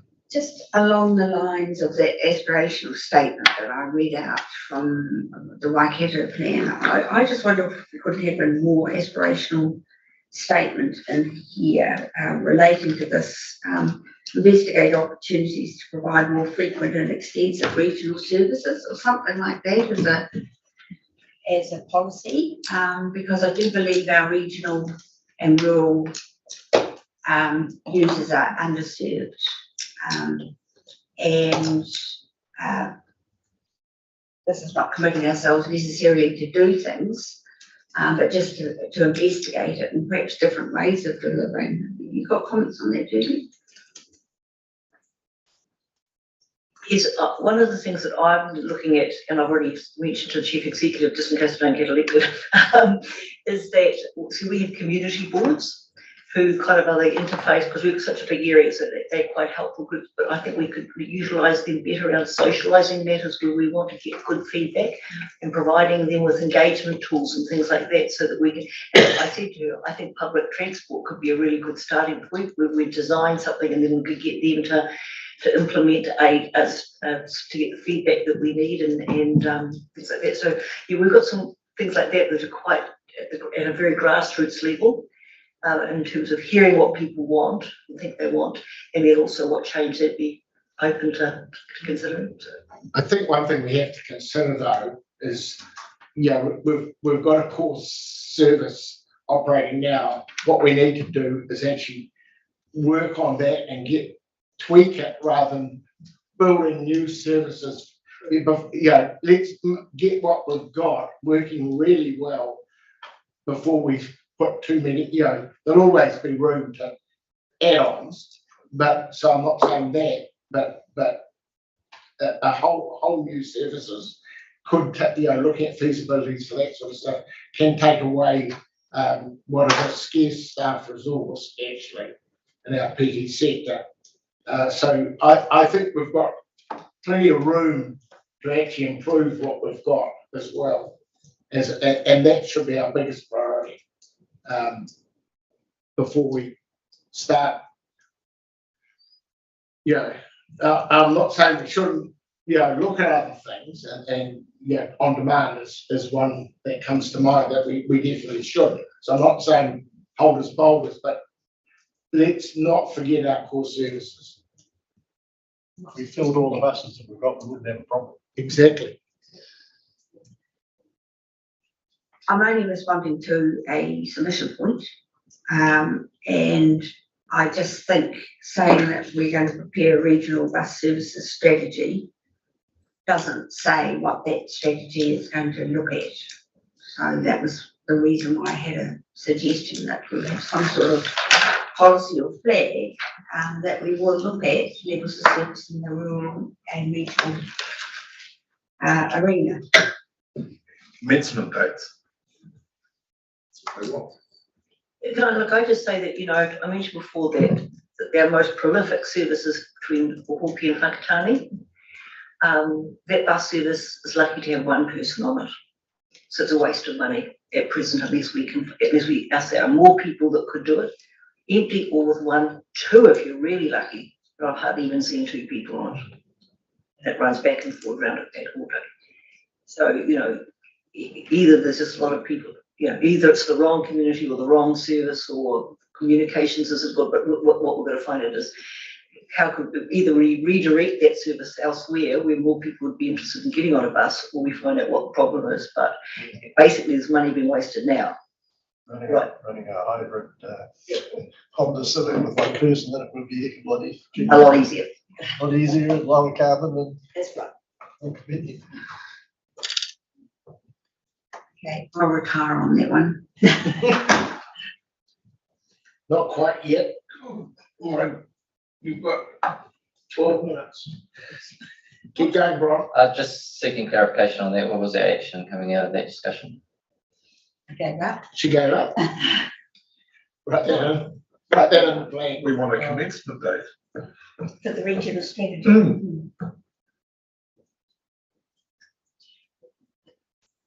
Here's what I was trying to say is that should the goal be to try and get 20 people on that bus regularly, or is it the wrong community that we're servicing that well? Yeah. There's a whole, and I don't even know the answers myself, and I'm the mayor of that area.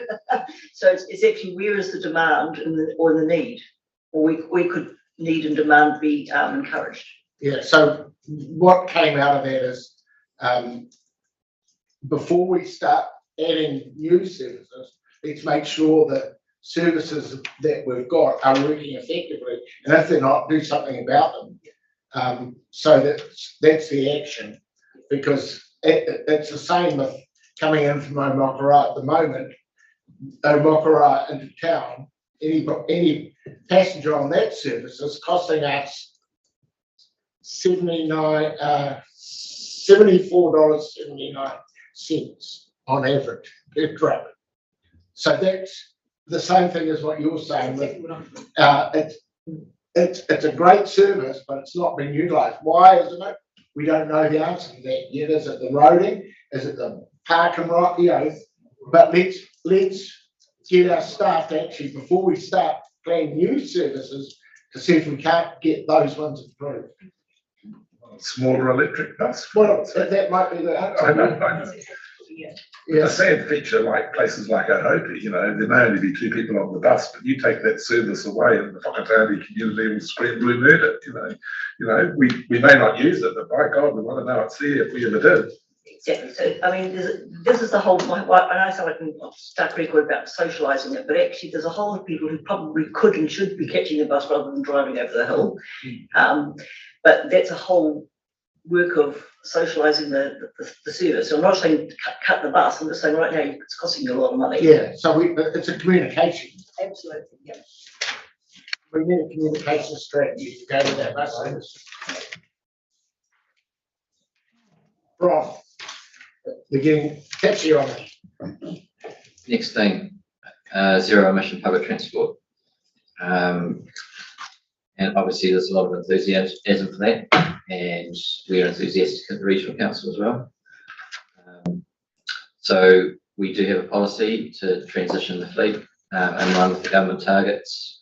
We have a bus decarbonisation feasibility study underway, and I believe the technical works underway. And obviously there's a whole lot of considerations as part of the technical work to enable that transition. The only question I had about this was, we talk about the fleet generically. At the moment, our fleet is big vehicles, and whether or not we should add in something around different size, low carbon vehicles, etc., just to show that we're just not looking at transitioning our great big buses, but that there may be other ways that we can reduce our carbon emissions by changing the vehicles that we're using. You know, these on-demand electric shuttles, for example. Is that encompassed in the zero emission public transport transition? Well, I guess from a purist policy perspective, there's a suite of policies in the plan that would enable that outcome. So we have a vehicle size and weight policy. We have a zero emission or propulsion technology policy, and we have on demand, which is probably all three. We have a smaller vehicle that's powered by electric battery, and it uses an app to create flexible sort of collection and drop-off points. I certainly think our plan enables that outcome if you read those policies together. I think the point through you, Chair, to you, Bron, is that we're responding to what we see as clear submission points, and smaller vehicles has come through as an loud and clear. So somewhere, whilst this is an enabling plan, I think again we want to say we've heard you, and we're certainly going to, this is on our radar. Smaller buses, smaller electric buses, or alternatively fueled, is certainly on our radar. I think that's what we're just trying to signal. Some clear, we heard you. Good idea. And maybe just adding in on that 1.4, we said including use of smaller electric vehicles or something like that, just to show that we're not looking at the big buses, that we're looking at a range of options. I wonder if it's more a case, you may or may not recall from our early engagement exercise when we went out on some key topics, we described some of these concepts. One of them was on-demand public transport, where we actually, I guess, in the real world, beyond the policy world, described what that service might look like and what its key characteristics are. And we can certainly, I think, you could perhaps have a box with a picture of it, and a description of what that service may look like in the future. Really, it's, I guess, as an additional embellishment of that policy, or describing what outcome that policy is seeking. Yeah, because that's one that is futuristic. Yeah, it's meeting government requirements out to 35 and whatever. So it's even going beyond what our plan is. But it's important that we actually show that there's a potential pathway for getting that emissions reduction. My point really is, our job today is we've listened, we've read the deliberations. We need to be thinking about how we want to change the plan so people can look at it and see that they've been heard. And I don't know whether the people that came to us and gave us that message, and there were quite a few, would read into manage the transition to a zero emission public transport bus fleet, that yes, they've heard me. So I'm just asking, somehow we can just add a word or two that they can look at and say, oh yeah, they picked up my point. Great. This is specifically on smaller vehicles. Well, to do with different options for zero emission public transport. Because I think for what I can see, and Brian's looking to you for some advice here, on that 3.1.8, it's quite clear about emissions and moving towards that. There's other issues of other options, and particularly smaller vehicles, I'm not sure where it's located. Certainly hearing the need to acknowledge that, because the submissions did say that. It could come through there. So, So we just take it as an action to think, do we incorporate that into that particular recommendation? But really, if you read it says the public transport fleet. Now, anybody reading that would think of the big empty yellow buses. So I think all Jane's asking for is brackets, including, Oh, absolutely. yeah, An option for Yeah. smaller, that's all I want. It's a Yeah. bus. Yeah. Done. Yeah. Take this done. This is on page 59, I'm talking under the policy 1.4. I don't know whether you're the same part of the plan I am, but, no, go on. sure, yeah. I guess I just wanted to note policy 3.9, which was vehicle size and weight, which is really that more comprehensive policy where it's adopt a flexible approach to specifying vehicle size and weight for contracted services, taking a number of characteristics into account. That doesn't pick up the low carbon decarbonisation, Well, that's we should read together. but people don't necessarily read the whole of the plan and then put it together. I want to say, yeah, if the proposal simply to reference it, because that shows responsiveness, absolutely. We'll take on board. Okay, we're getting close to afternoon tea. Mr. Chairman, can I just ask a rude question? And Go on. that is, what time tonight do you want to finish? Because Have our stake on it. I can't miss Coro again. That's Don't showing you my record it? age. Don't you record it? Come on. No, I jest. Can you give me an indication? Because I just need to. We're planning to finish at 4:30, and then we're just going to have an informal 5 or 10 minutes afterwards before we leave. So Chair, I should have indicated earlier, when you asked for apologies, I'm going to have to leave at 3:45. do we get a vote on that? Just Thank you.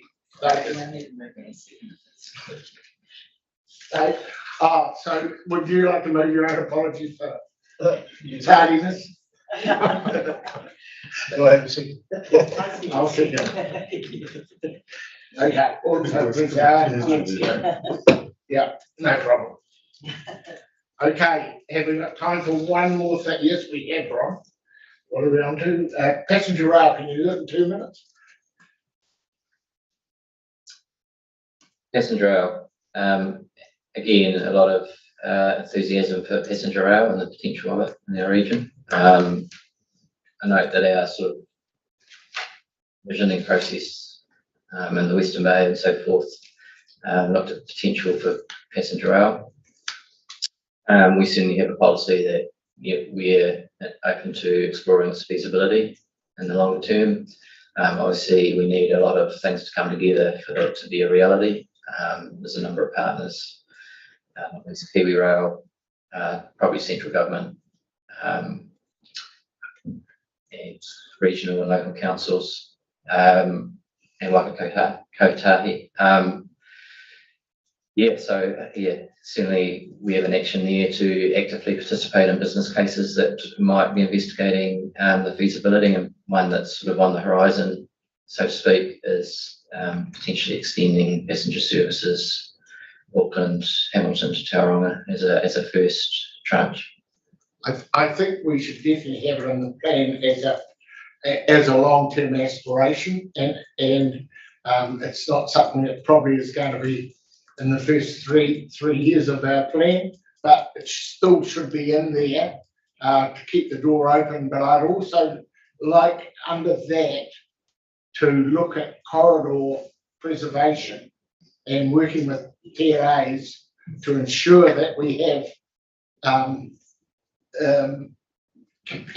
future capacity built around wherever we do any expansion of our cities, like going up Patmore Way, for instance, that we make sure we have corridors for either for one buses to rapid rail or rail. So it's built in there that we're thinking about it in partnership with our PLAs to ensure that it's within their plans. That's I think important. Chair, oh, go on. We will look at places where, farmers have taken back the land and taken things away, they're now being looked at as potential cycleways. But, you know, there's a lot of capacity there, which is really sad as far as I'm concerned. They've been allowed to remain, and there's an opportunity to come in reconsider, so, yeah. And the same for Rotorua. You know, the current mayor of Rotorua is incredibly passionate about reinstating rail, but like you, most of the infrastructure's been uplifted or removed or disappeared overnight. And but no, you know, I would love to see rapid rail from sort of D2 move through to Omokoroa in my lifetime. I may be long gone by then. Councillor Meath, you're between us and morning tea. Yes, I know. Hopefully not morning tea. We had a very in-depth presentation on cooperative rail networks, and I didn't see any particular response to that. And I'd like to hear from staff about that, because they were asking us to consider investigating that. The other key point that stands out in my mind from the submissions is the plethora of policies and direction in the Waikato Regional Plan. And I'd just like to ask staff, are there any in their plan, since we share the rail corridor and obviously need to be working in tandem with them, that we should be reflecting in ours also? Because I have to say, our plan is very skinny on rail, and it really is something that we hear a lot repeatedly about from our public, who cannot understand why it's not something that we are progressing much faster. Because life changes. I have to say, I went to Auckland for the first time the other day via Hamilton, and that was the fastest route on Google Maps, and it was just such a breeze, and you're on a four-way motorway for 2/3 of the trip, and absolutely brilliant. And in the past, we've always gone up the coastline. Same thing, so what's right today might not be right tomorrow. Your question is, though, whether we have specifically kept communication open on rail. With, well, two things. Behavioural. There's a response from staff on that cooperative, that Question request to investigate a cooperative model. And a lot of work had gone into that submission. The second one was the fact that the Waikato Regional Public Plan references rail and Tauranga a lot more than we do in our own plan. And my question is, are there policies that they have got in their plan that we should be considering having in ours? Because we are supposed to be, we're part of the same regional rail network. So just seeking response, because I do think we're very, we don't say a lot about potential public passenger rail in our plan. Chair, the public wants some assurance that the corridors are being explored and protected long term in perpetuity. That's what they want to know. They may accept the fact that rail's not going to happen this year, next year, or the next 20 years, but they want to know that corridors through appropriate town planning have been protected long term. So, so you've got that on board, Ron? Because I think that's it's corridor protection is important. In response, yes, yep, I can certainly look into the corridor protection policy / action. In terms of reviewing the Waikato Regional Public Transport Plan, can certainly look in their new draft plan to see if there's any complementary policies that we need to pick up on. In terms of our draft staff response to the submitter, which was submitter number 40, that's probably in the more detailed submission responses on the point of we would like to introduce the idea of the rail cooperative concept. At the moment, the draft responses, the Regional Council is certainly open to engaging with community groups and individuals who are looking into the feasibility of establishing a rail cooperative. How we suggest that proof of concept in New Zealand context would need to be established first before the regional council could make a in principle commitment to it. And on the request for staff resources and kind assistance, we set basically we don't have the necessary resource at the moment to provide that in kind assistance. I think that's fair. Yeah. All right, are we happy? We're up to. We're going to break now for 15 minutes. We'll be back at 3:20. That's 40 minutes.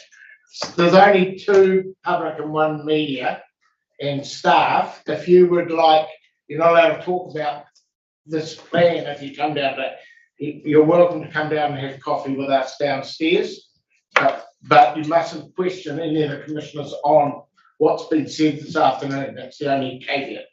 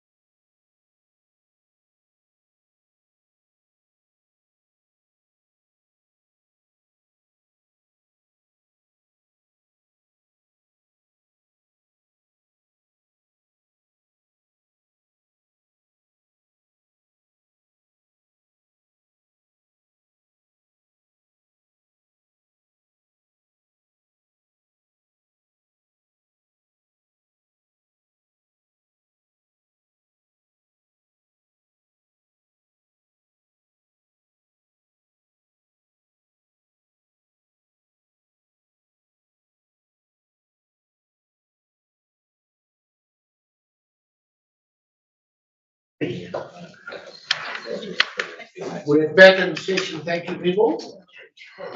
And we are on page 13.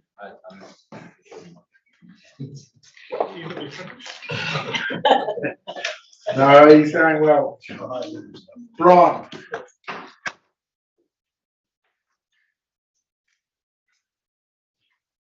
Okay, so we had a discussion about passenger rail.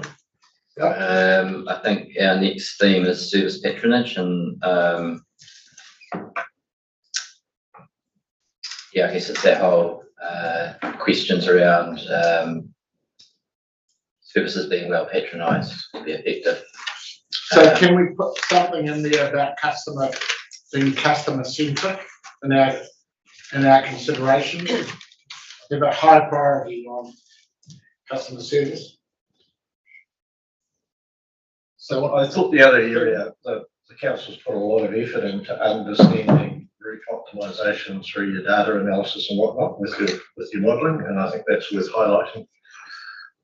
And be using that to leverage more effective services. Yeah.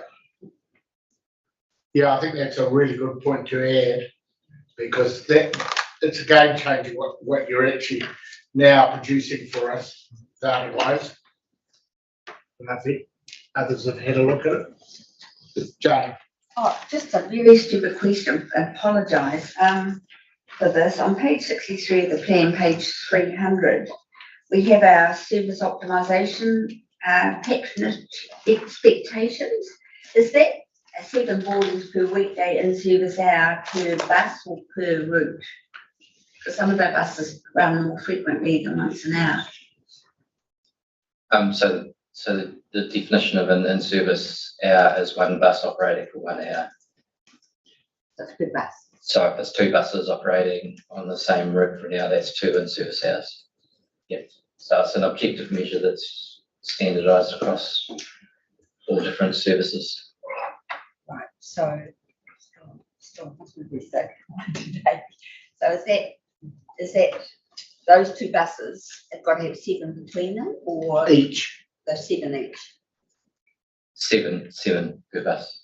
Yeah, And we just think, from an emissions point of view, what's the break even between a single occupancy car and a bus? It's about, is it 5 or 7 or something, isn't it? Needs about 5 or 7 passengers to equate. Sorry, I don't have an answer to that. Interesting one. Yeah, I think that's right. But it'll be with us knowing. Yeah. Because that determines the absolute bottom line that we have to get to. That's right. Yeah, and once we get above that, we're in emissions cream. If we don't get 5, I can't remember whether it was 5 or 7. Do you know, Glenn? Sorry, I just didn't ask. I shouldn't ask you, but you probably do know. How many, compared to a single car, how many passengers do you need on a bus for the same emissions? Maintenance, but I think it varies from the different buses, doesn't it? I thought, do you remember? Because I think it's different for Auckland buses, ones, but you know, it depends what the Bus size, yeah. and the models and that sort of stuff. But maybe 4 or 5, I think is what I've heard, but I might be wrong. Yeah, thank you. Yeah, we couldn't find that out. That's not necessary for the plan, but that should be our minimum standard, whatever it is.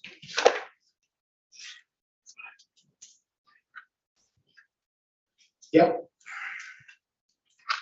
Okay, next topic, on-demand public transport. Probably already had quite a bit of discussion around that, and obviously we've got a trial in process in Tauranga South, looking at how the CAP concept works in the region, and then potentially looking for further application throughout the region, different contexts.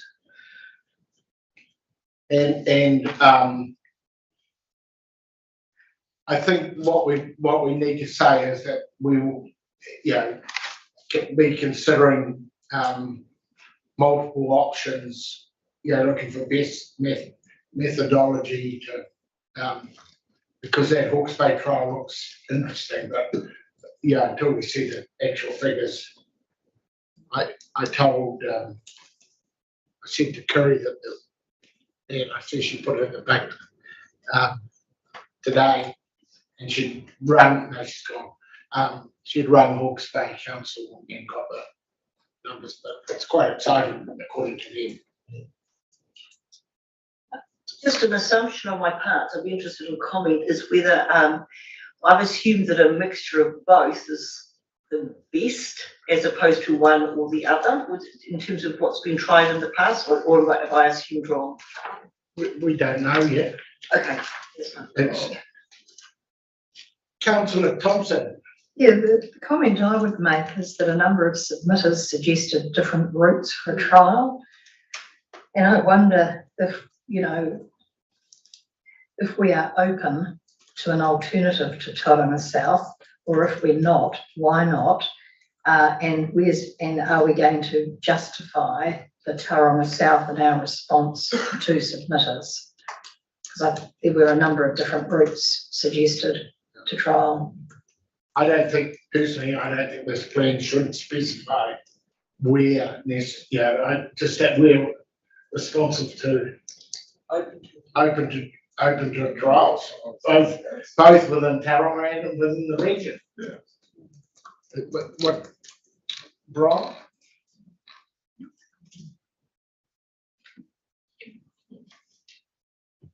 So the current trial for Tauranga South is being procured, so it's specified. That money has been contracted, and that's on the basis of the scoping work that the PTC did through 2 iterations. Sorry, if I could just add that on that. I don't think it means we actually plan that, so to your point, Chair. Yeah. Because we could also choose to do another trial. Yeah. We quite happy that flexibility. And I think Tim, you raised the possibility of a more rural trial as well. So that sort of possibility should be kept open ideally. So my question was around, have we looked at the opportunity of what I would call a mixed service? So you have some that are run by the councils, with proper scheduling there. Is there an opportunity, particularly for things like using the B card, or getting the if you're a senior citizen, getting the cost reduction for a private provider, or does that get too complicated? But I just wondered, with people who are more motivated to get patronage up for their profits, if they were still entitled to some regional council subsidies where that was appropriate, whether that would help their job, and whether that might be an interesting thing to see, how they've played itself out. Right. So I guess there's two different models envisaged in the plan, or not different models, they could be a mixture. So one is community services, so that's more you're working with community service providers that are already providing transport services. So we certainly have an enabling framework there. We've got some actions to set up a framework for how the regional council might support those services in the future. We still have to do some more work on that, and we're sort of looking to work with some of these charitable trusts that are being set up to explore that concept further. And certainly other regions have policies around that. The other one is obviously on-demand public transport, which we're trialling as well. So in terms of meeting the access needs of our rural communities, there's different models that we could test and different frameworks we can explore, and certainly would like to do that. Yeah, as long as the plan shows an ability to be open directly to all colours. Councillor Neves. My only concern is that we just say consider trials as opposed to implement on-demand services. So one would hope that if the trial is successful, well, then we integrate the on-demand services into the public transport network. And I just want to make sure that we cover off that operation of on-demand. Yeah, that's what a trial's about. The trial's to determine whether we can operate as a free food service. Yes, I'm just requesting a word in there, about ongoing implementation if. Yeah. Viable. Okay. Rapid transit. Again, another concept that receives some considerable interest from submitters. The submissions tended to be the different potential modes that could be used in rapid transit. And yeah, looking forward, we want to further develop our policy framework. In terms of what the plan says at the moment, this is probably more viable in the Western Bay, Tauranga area into the longer term future. And that's sort of what's come out of the UPD and the TSP processes. It's sort of a mode neutral policy. It's whatever works best to meet those needs, whether it's a bus-based rapid transit system, whether it's conceivably light rail or passenger rail. We don't make a determination on that, but certainly looking into the feasibility of it. But it's ensuring that we've got provision to evaluate. Protecting corridors long term. Certainly, yeah, so the policy is probably a little bit more open at the moment around future-proofing the network, but I'm certainly, based on our earlier comments, looking into whether we need something more specific around enabling corridor protection with the local authorities. What number is that policy? The rapid transit policy is 4.6. There's 3 associated actions in the land use and transport integration.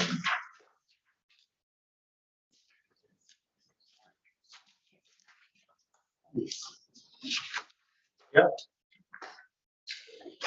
Propulsion technologies.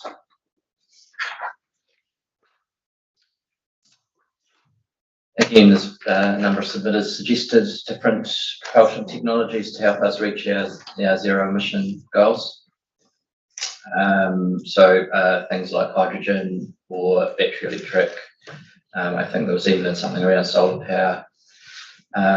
We do have our bus decarbonisation feasibility study underway, and that is probably the most appropriate assessment framework for looking at the benefits and costs of each of those different propulsion technologies into the future and sorting out a pathway for our fleet, whether it's large buses or small ones. The main thing is, again, to be giving options without being restricted, to ideas. But we aren't, for me, we aren't the research arm of the transport industry. We need to be careful that we don't get carried away with doing actual trials of building buses as a trial, because that's just my view. I'd be interested in others, but we could go down a big rabbit hole there. And I just remember the mangrove machine that we built and the amount of money that cost us by trying to use innovation, which is not our core business.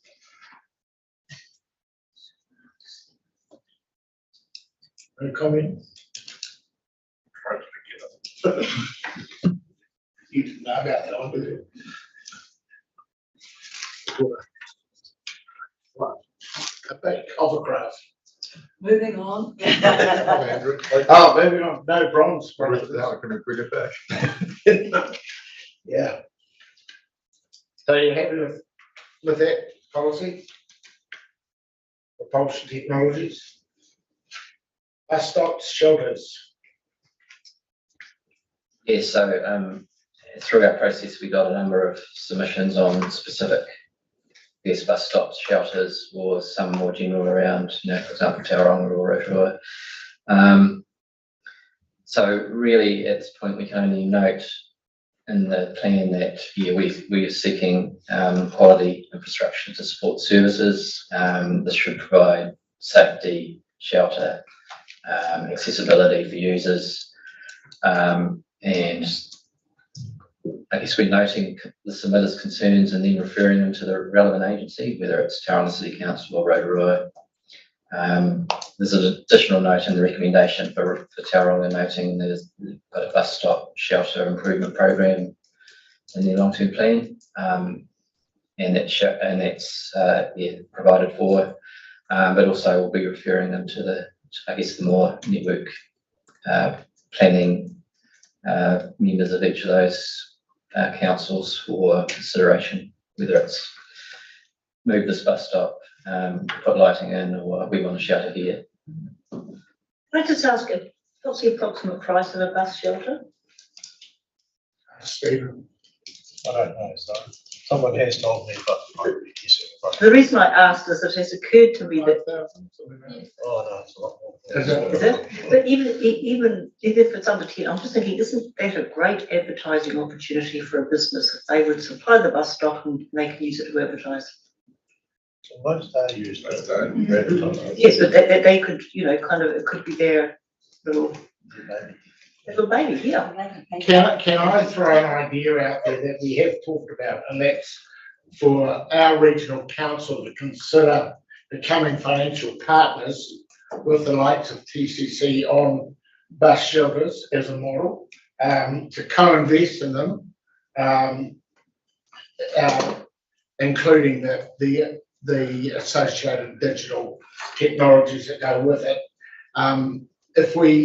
It's the same ratepayer who's actually paying ultimately anyway. The quid pro quo, in my view, is that TCC, because they would free some money up for them, but would invest in more priority peak time bus lanes.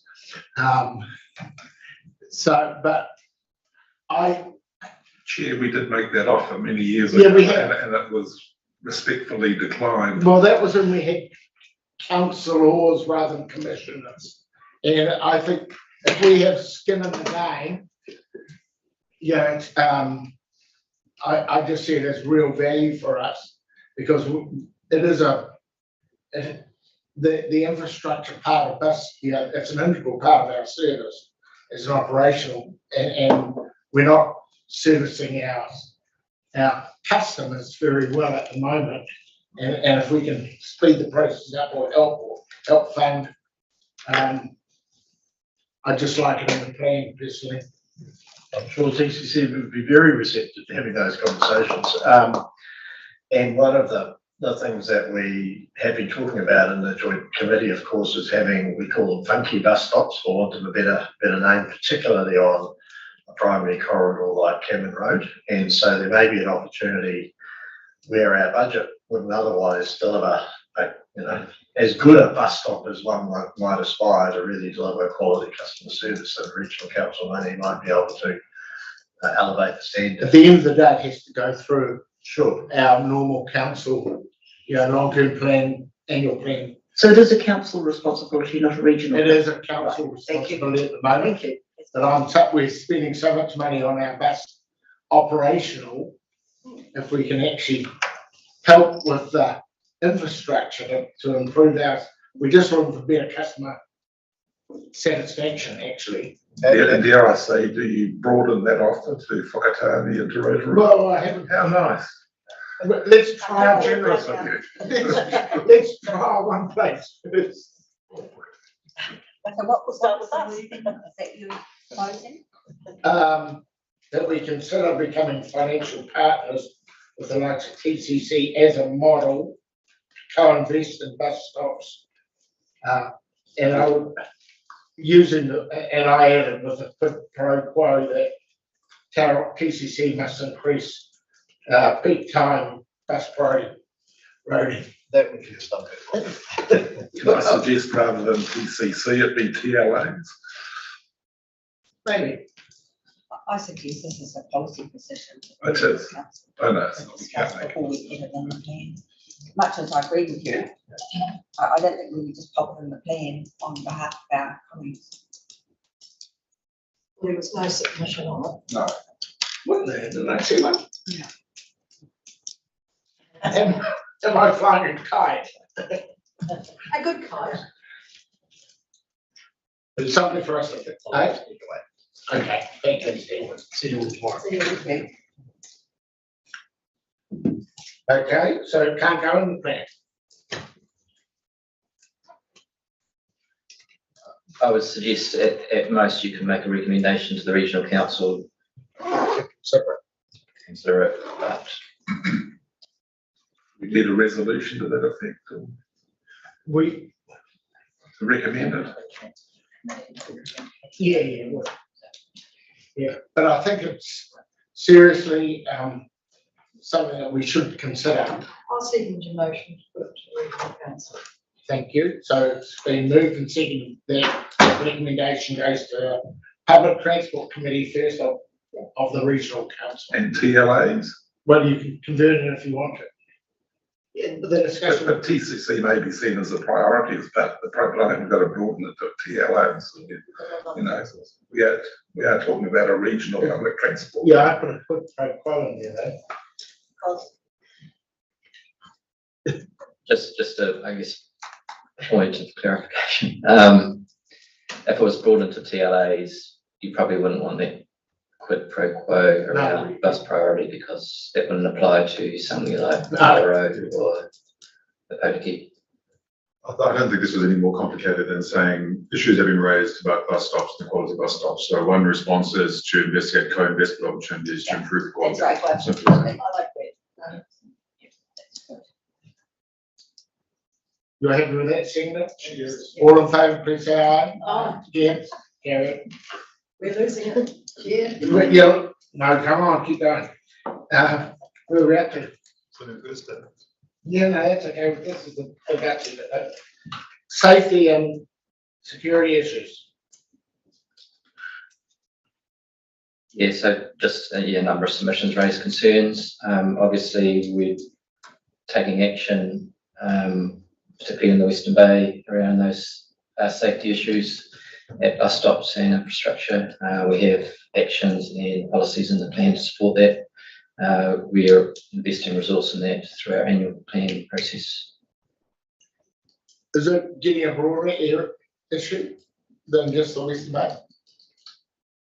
Well, just looking at the submissions, we had one submitter from Rotorua who appeared at our hearings, noted some security concerns at the main bus stop in Rotorua.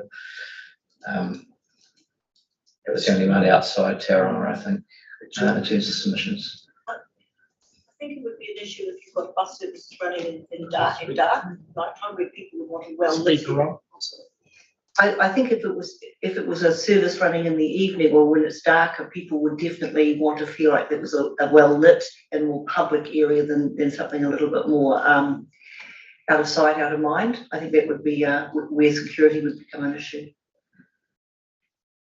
I was hoping we could have a slightly more positive statement. I agree with what's actually in here, but unless we have safe and secure services, we're never going to get people being comfortable to get on the bus. So I was wondering about something a bit more definitive, like ensuring safety and security of users of the public transport services prioritised, or something like that, so that there's a statement in lights that in fact we believe that this is important, that all our buses are and our public transport services are run in such a way that people can feel safe and secure on them. And I think reflecting on the last year, that hasn't been the case. If there's any support for a policy like that. Staff comment? Is that a suggestion to reword the existing policy with a bit more positive language? Well, could be, although that your existing policy is about working with others to make sure that we address any issues. This is more about a policy that our public people should be able to use our network and feel safe and secure all the time. It's like something slightly different. One's a response, one's a aspiration, I guess. Objective.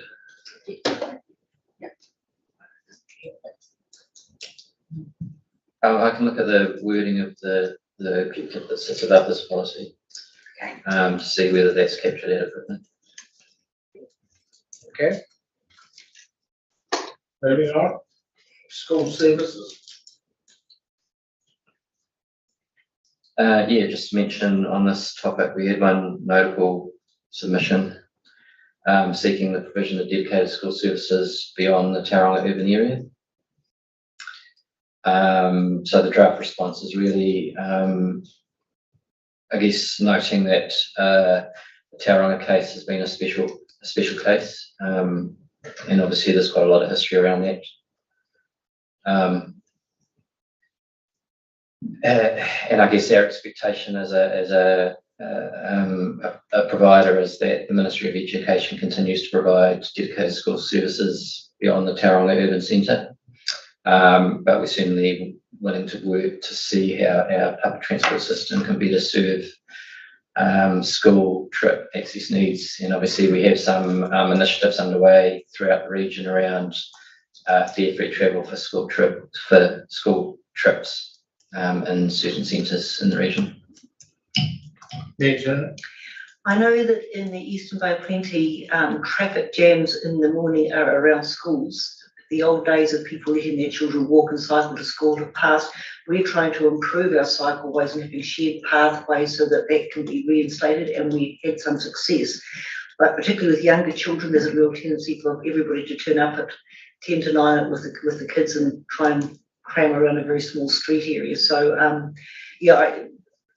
that's one of the problems is kids used to walk and run to school as a norm. Now it's not the norm. People are very safety conscious. So I just would be aware that traffic problems, even in rural New Zealand, are around school at starting times.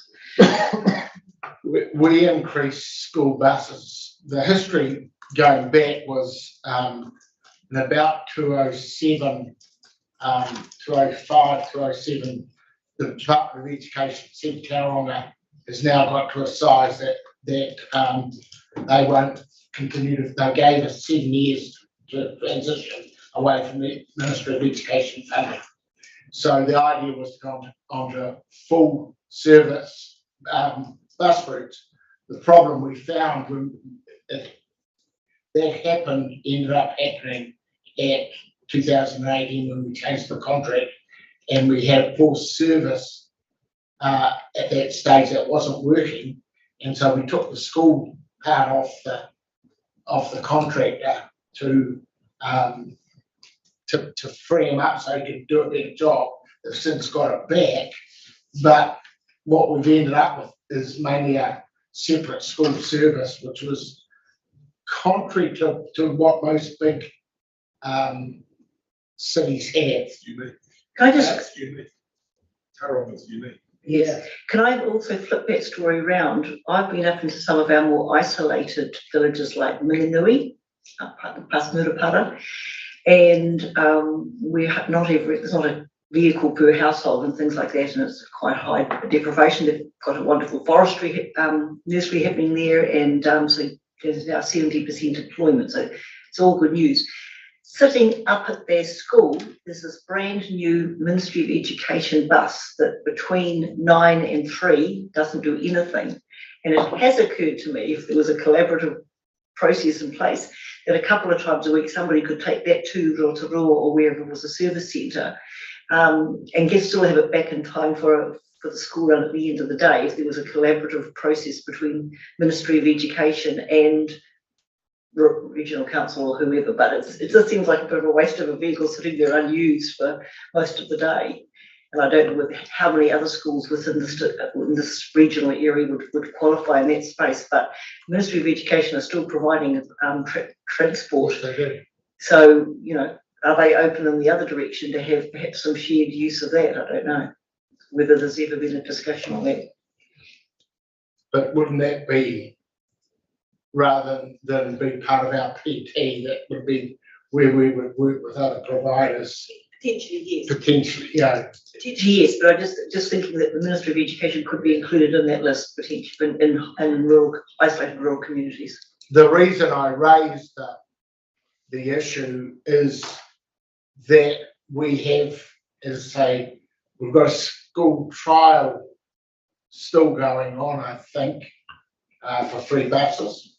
And my concern is at some stage, the appetite by central government might, or NZTA or RPTP might change, and are we prepared for that if that happens?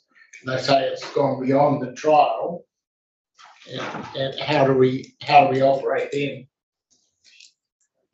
Okay, fair enough. No, just Because at the moment we are getting co-funding with Rocket today. So it's just something to think about in our plan. Do we need to put anything in there?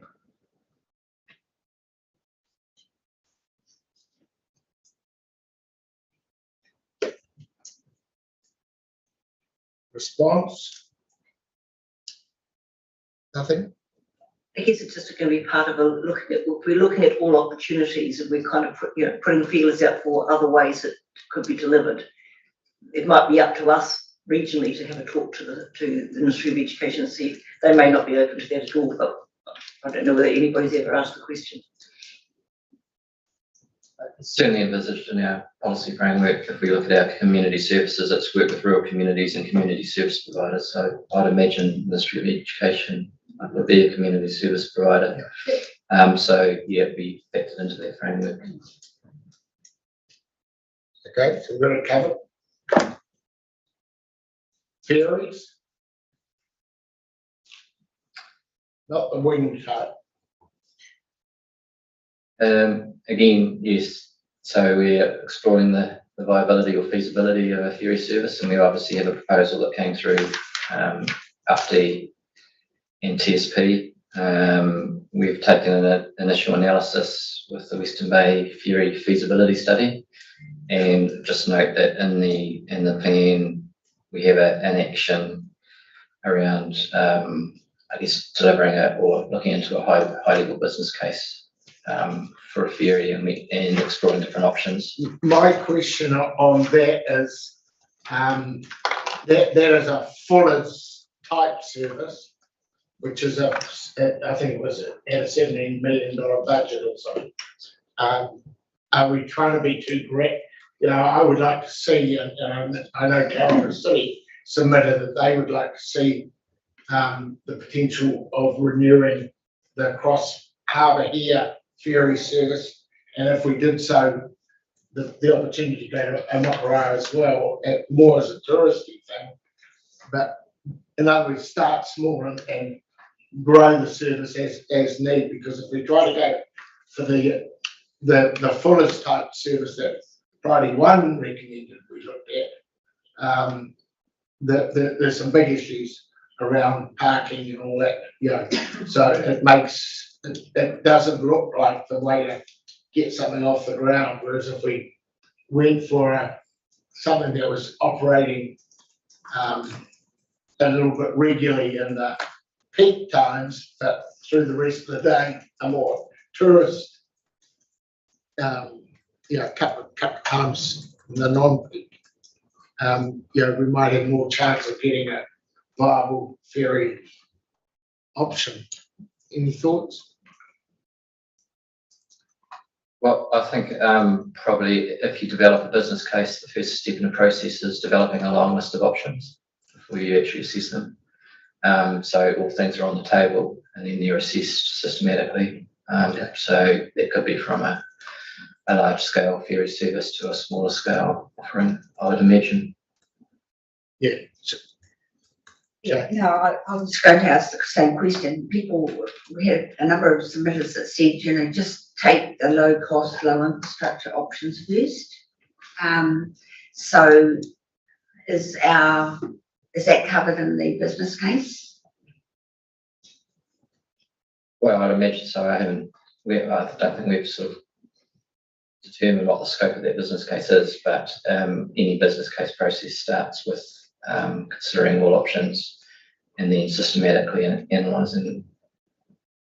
And partnership with a commercial operator, because there used to be commercial ferry operators, and that used to run regularly in the summer between Tauranga and Motunganui. I don't think there's ever been a regular commercial ferry running from a Makaroa.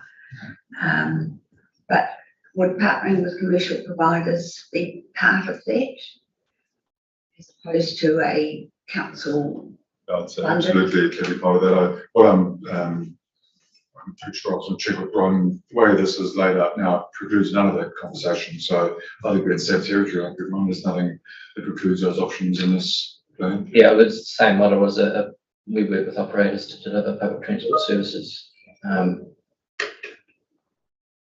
Yeah, so we work with a provider or an operator to deliver a service that meets our objectives. And there are examples of that already in play where operators take much more of a commercial interest and get paid accordingly. So there's all those models around it.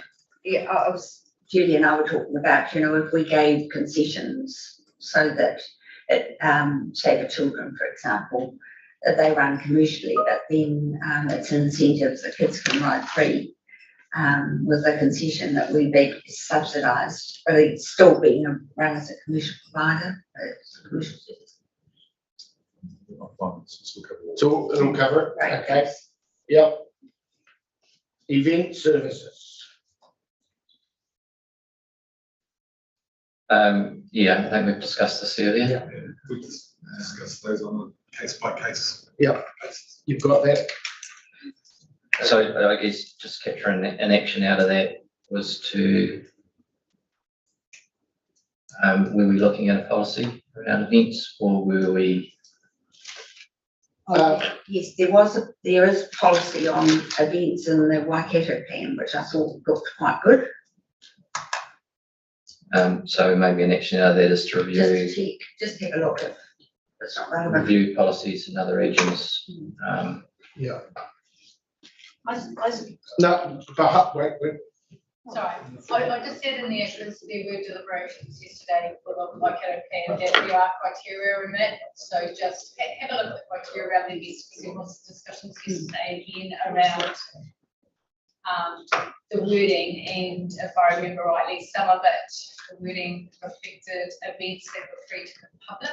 Just double check the wording, because there was criteria about how big the event was. Yeah. And how things were charged and things like that in the different events. So just, yeah, it definitely is in there, but there was some criteria around it, and I think that might have got tweaked.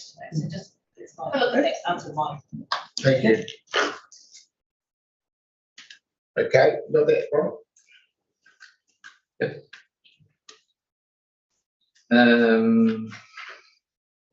I guess the next two were accessible buses and infrastructure quality, accessibility, and it was really just submitters rather than seeking change, just highlighting the need for high quality infrastructure to provide accessibility.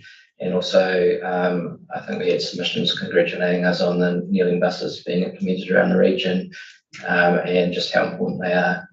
So I guess it's that marriage of infrastructure and vehicle that enables people to access those services. In the previous census, I think was the one that was commendable. It was something like 25% of New Zealanders have a disability that requires some level of support, and not all of those would be mobility. In the Eastern Bay of Plenty, and this is purely speculation based on observation, but we have a high number of people with disability issues in our area. So I'm sort of expecting that even if it's a cognitive problem, sometimes their ability to navigate a service like that can be a little bit tricky. I just think some sort of even driver training and a few bits of, as well as good design has to be part of that, because I think it's a bigger number than we care to admit sometimes. It's 1 in 5 there. Yeah. It is 1 in 5. Yeah. So this is where co-investing in bus stops would give us a better say in the matter.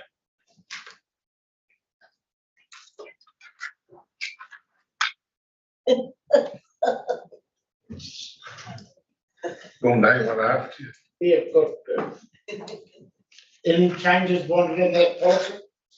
Oh, I think most of the submitters were giving us bouquets. Yeah. This council can proudly, say it's done a hell of a lot in the last training in terms of access and people with disabilities and their carers and the profoundly disabled, so 4 marks. Okay, moving on.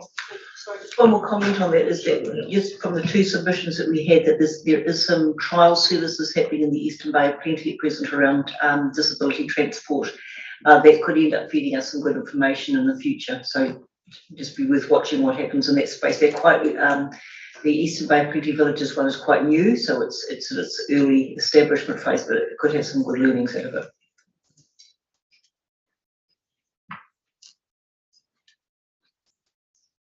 Moving on.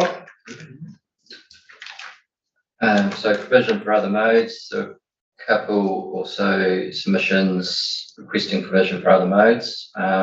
Really all we can do is note that we have policies that support modal integration. So again, it's the access to the bus network, whether it's by cycling, micro-mobility or walking or any other wheeled transport. And we've put bike brakes on our buses.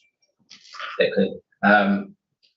We do know that probably actually providing cycleways within a regional public transport plan is outside the scope of the plan, Yeah. but certainly encourage our partners to provide that access.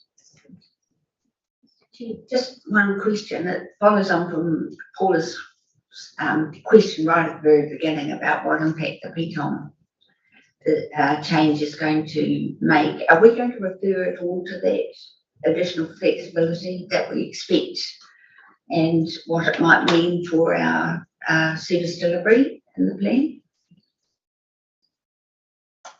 I guess we've been very cognizant of what has come out in the initial proposals as we've developed the draft plan. So there's things around sustainability of service provision and labour market, being more flexible in our approach to service delivery, whether it's new models of public transport and so forth. So based on what information we've received so far, we've factored that into the draft plan. Recognise that we hasn't gone through the cabinet process and we haven't had the final outcomes of that. That's yet to come. I just wonder whether we shouldn't reference it somewhere in the context of reviewing the RPTP 1.2.3. We certainly recognise that in the appendix, the policy context, but if you want something brought forward into the main document, I can probably add a reference. I just wonder, with regard to our discussion that we had about targets and the emissions reduction plan and how that's it, there's a lot happening in that. It's a moving feast, whether or not something in that initial section reviewing the RPTP we could mention the dynamic operating environment, for example, the FLEC, PTOM, government reviews on emission targets, etc., which may precipitate a new year review of the plan, something like that. Jane, I'd support you on that, but I also think it needs to be right up front in the very beginning of the plan, where we explain that we are preparing this plan or approving this plan in the midst of an incredibly dynamic operating environment and changes are afoot, and therefore there is a need for us to be flexible and nimble, and it may be that we are going to need to amend the plan sooner rather than later in some regards. So I think in both places would be key hits. In the forward, maybe, as well. Yeah.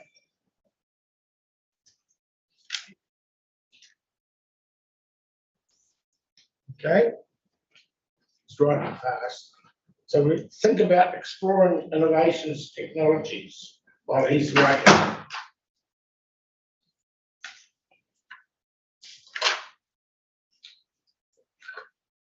I guess this is another recurring theme. And again, we've got a policy around that and some actions to take.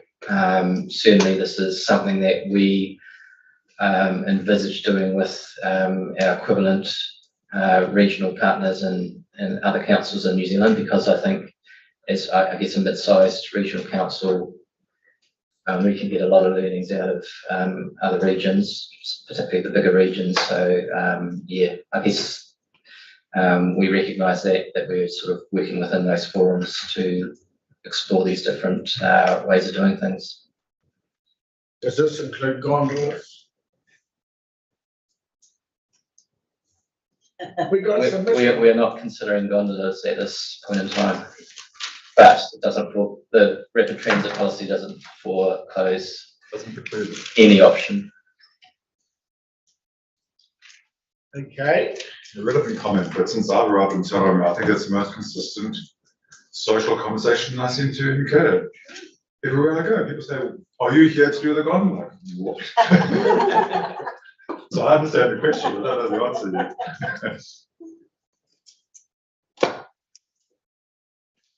Anyone might have something to say about that.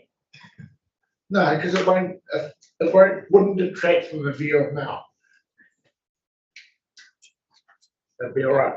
Anyway, extension of Gold Guard concessions. Totally support the recommendation, except I've got a conflict of interest. So you can't bring. So is there anybody younger? No, can I just make one point about that in terms of around the budgets around that? I think it's a great idea, so I'm not looking at a conflict of interest as well.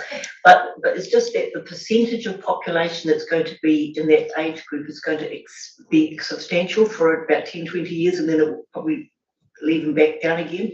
So it will not be, just that needs to be acknowledged in terms of the percentage of the population that will be qualifying under that. And we seem to be keen to go outside central government's guidelines on these things. And it does become a question of affordability, actually. Yes, that's one. Yeah. So, Sorry about the last one, if you know, I don't know, are we subsidised by Batallion out of the time period Super Gold, or we are not? You know, I haven't. I don't think they actually are on the peak. Because we, During the peak we are, during off-peak we are. off peak, but during the peak, I don't think. So, I mean, it is, your point is very valid. Come through. I don't know, sorry, yeah. Just one other thing I've heard about, and this would be a technology related one, was that if you are in that category, that you can have a card that gives you 1 or 2 free fares a week. So you can't overuse it, but you can use it several times if you know, so it's not it cuts the cost back if you have a limited number of usages per week.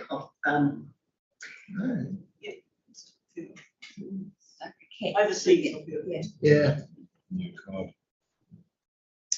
Yeah, there's certainly potential role for like B-card and so forth, capping of fares, which, you know, if you're exploring different ways of incentivising public transport,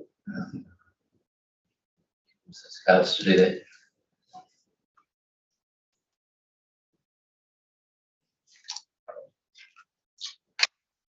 So I'm taking from that conversation, we will go forward with the recommendation to regional council. Well, that's saying that we'll extend it beyond the current trial. So if it is a trial, maybe they are paying at the moment, but I've got a feeling they're not. Find out, I don't know. Sorry.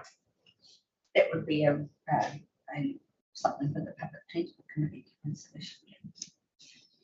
Are we recommending to them that they extend that the trial be Well, investigated? that's what you're doing here. This plan is recommending that the regional council considers continuing the extension beyond the current trial period and end date. So just to clarify, yeah, this recommendation will go to the Public Transport Committee, which will then make a recommendation to the Regional Council, so it sort of goes up through the decision-making chain.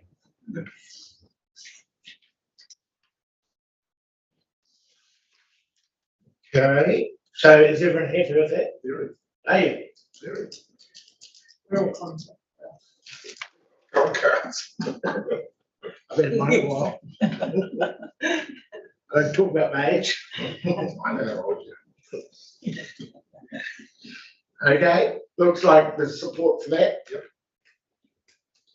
Moving on. Moving on. Right, moving on, action implementation plan, I think we've already discussed at the outset, and we've got a recommendation to put that in the plan. And then there's the request for bus service changes, much like the infrastructure. We certainly can make those submissions, whether it's change the operating time, change the route, make service improvements, and we certainly can factor those into our network planning service reviews.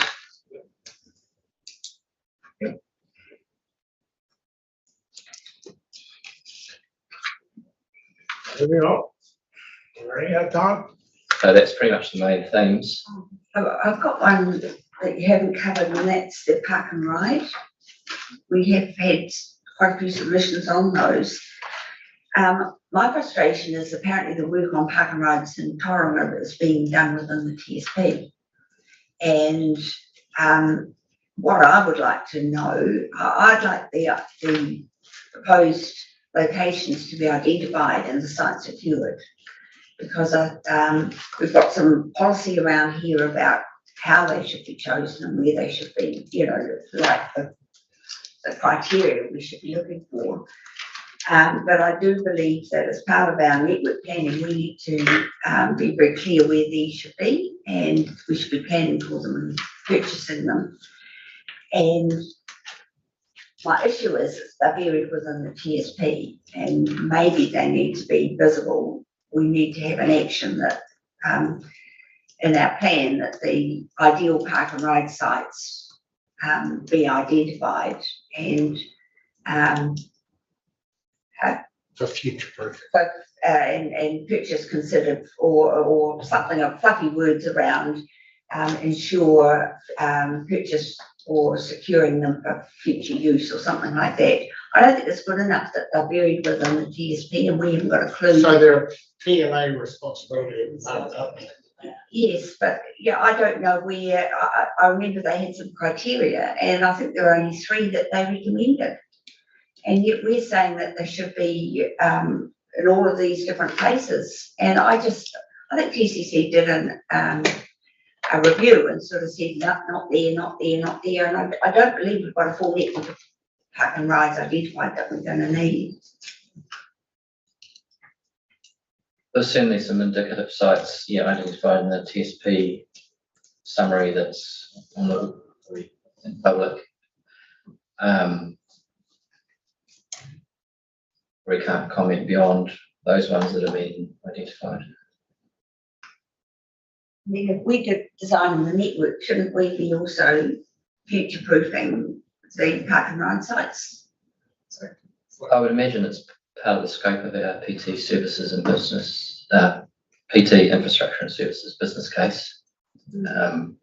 Certainly, so I could probably go back and ask the network planning staff what the latest is on the park and ride. My issues around future-proofing, just a bit like the rail corridor. Yeah. So is that seeking a policy or an action in the plan? Yes. Okay, I'll certainly look into that.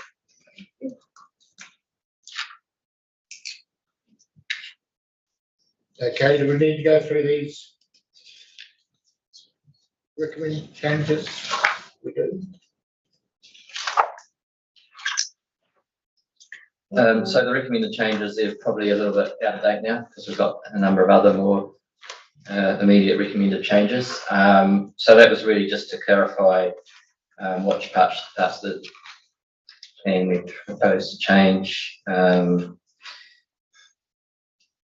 don't know if is any value in sort of going through those one by one, or we move on. The only other thing we have to do is probably by exception do a page turn of our responses to individual submitters if anyone wanted to raise points on those. I feel that it would be good if we could have Commissioner Selwood here for that. Well, he's going to be on soon tomorrow. I wouldn't like to finish the deliberations. Oh, no, we'll do that's, I thought that was what we have to get through tomorrow. Yeah.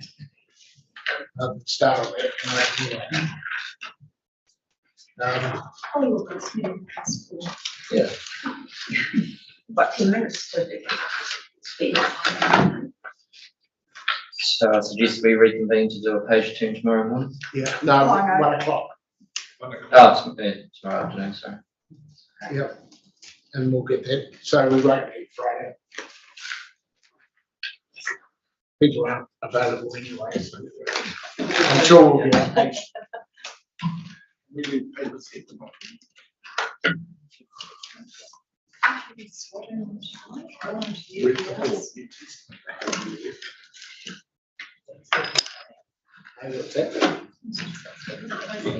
Yeah. No, well, I'm just going to. So it is now, let's have a look, 4:22. I adjourn the hearing. And we turn off the recording.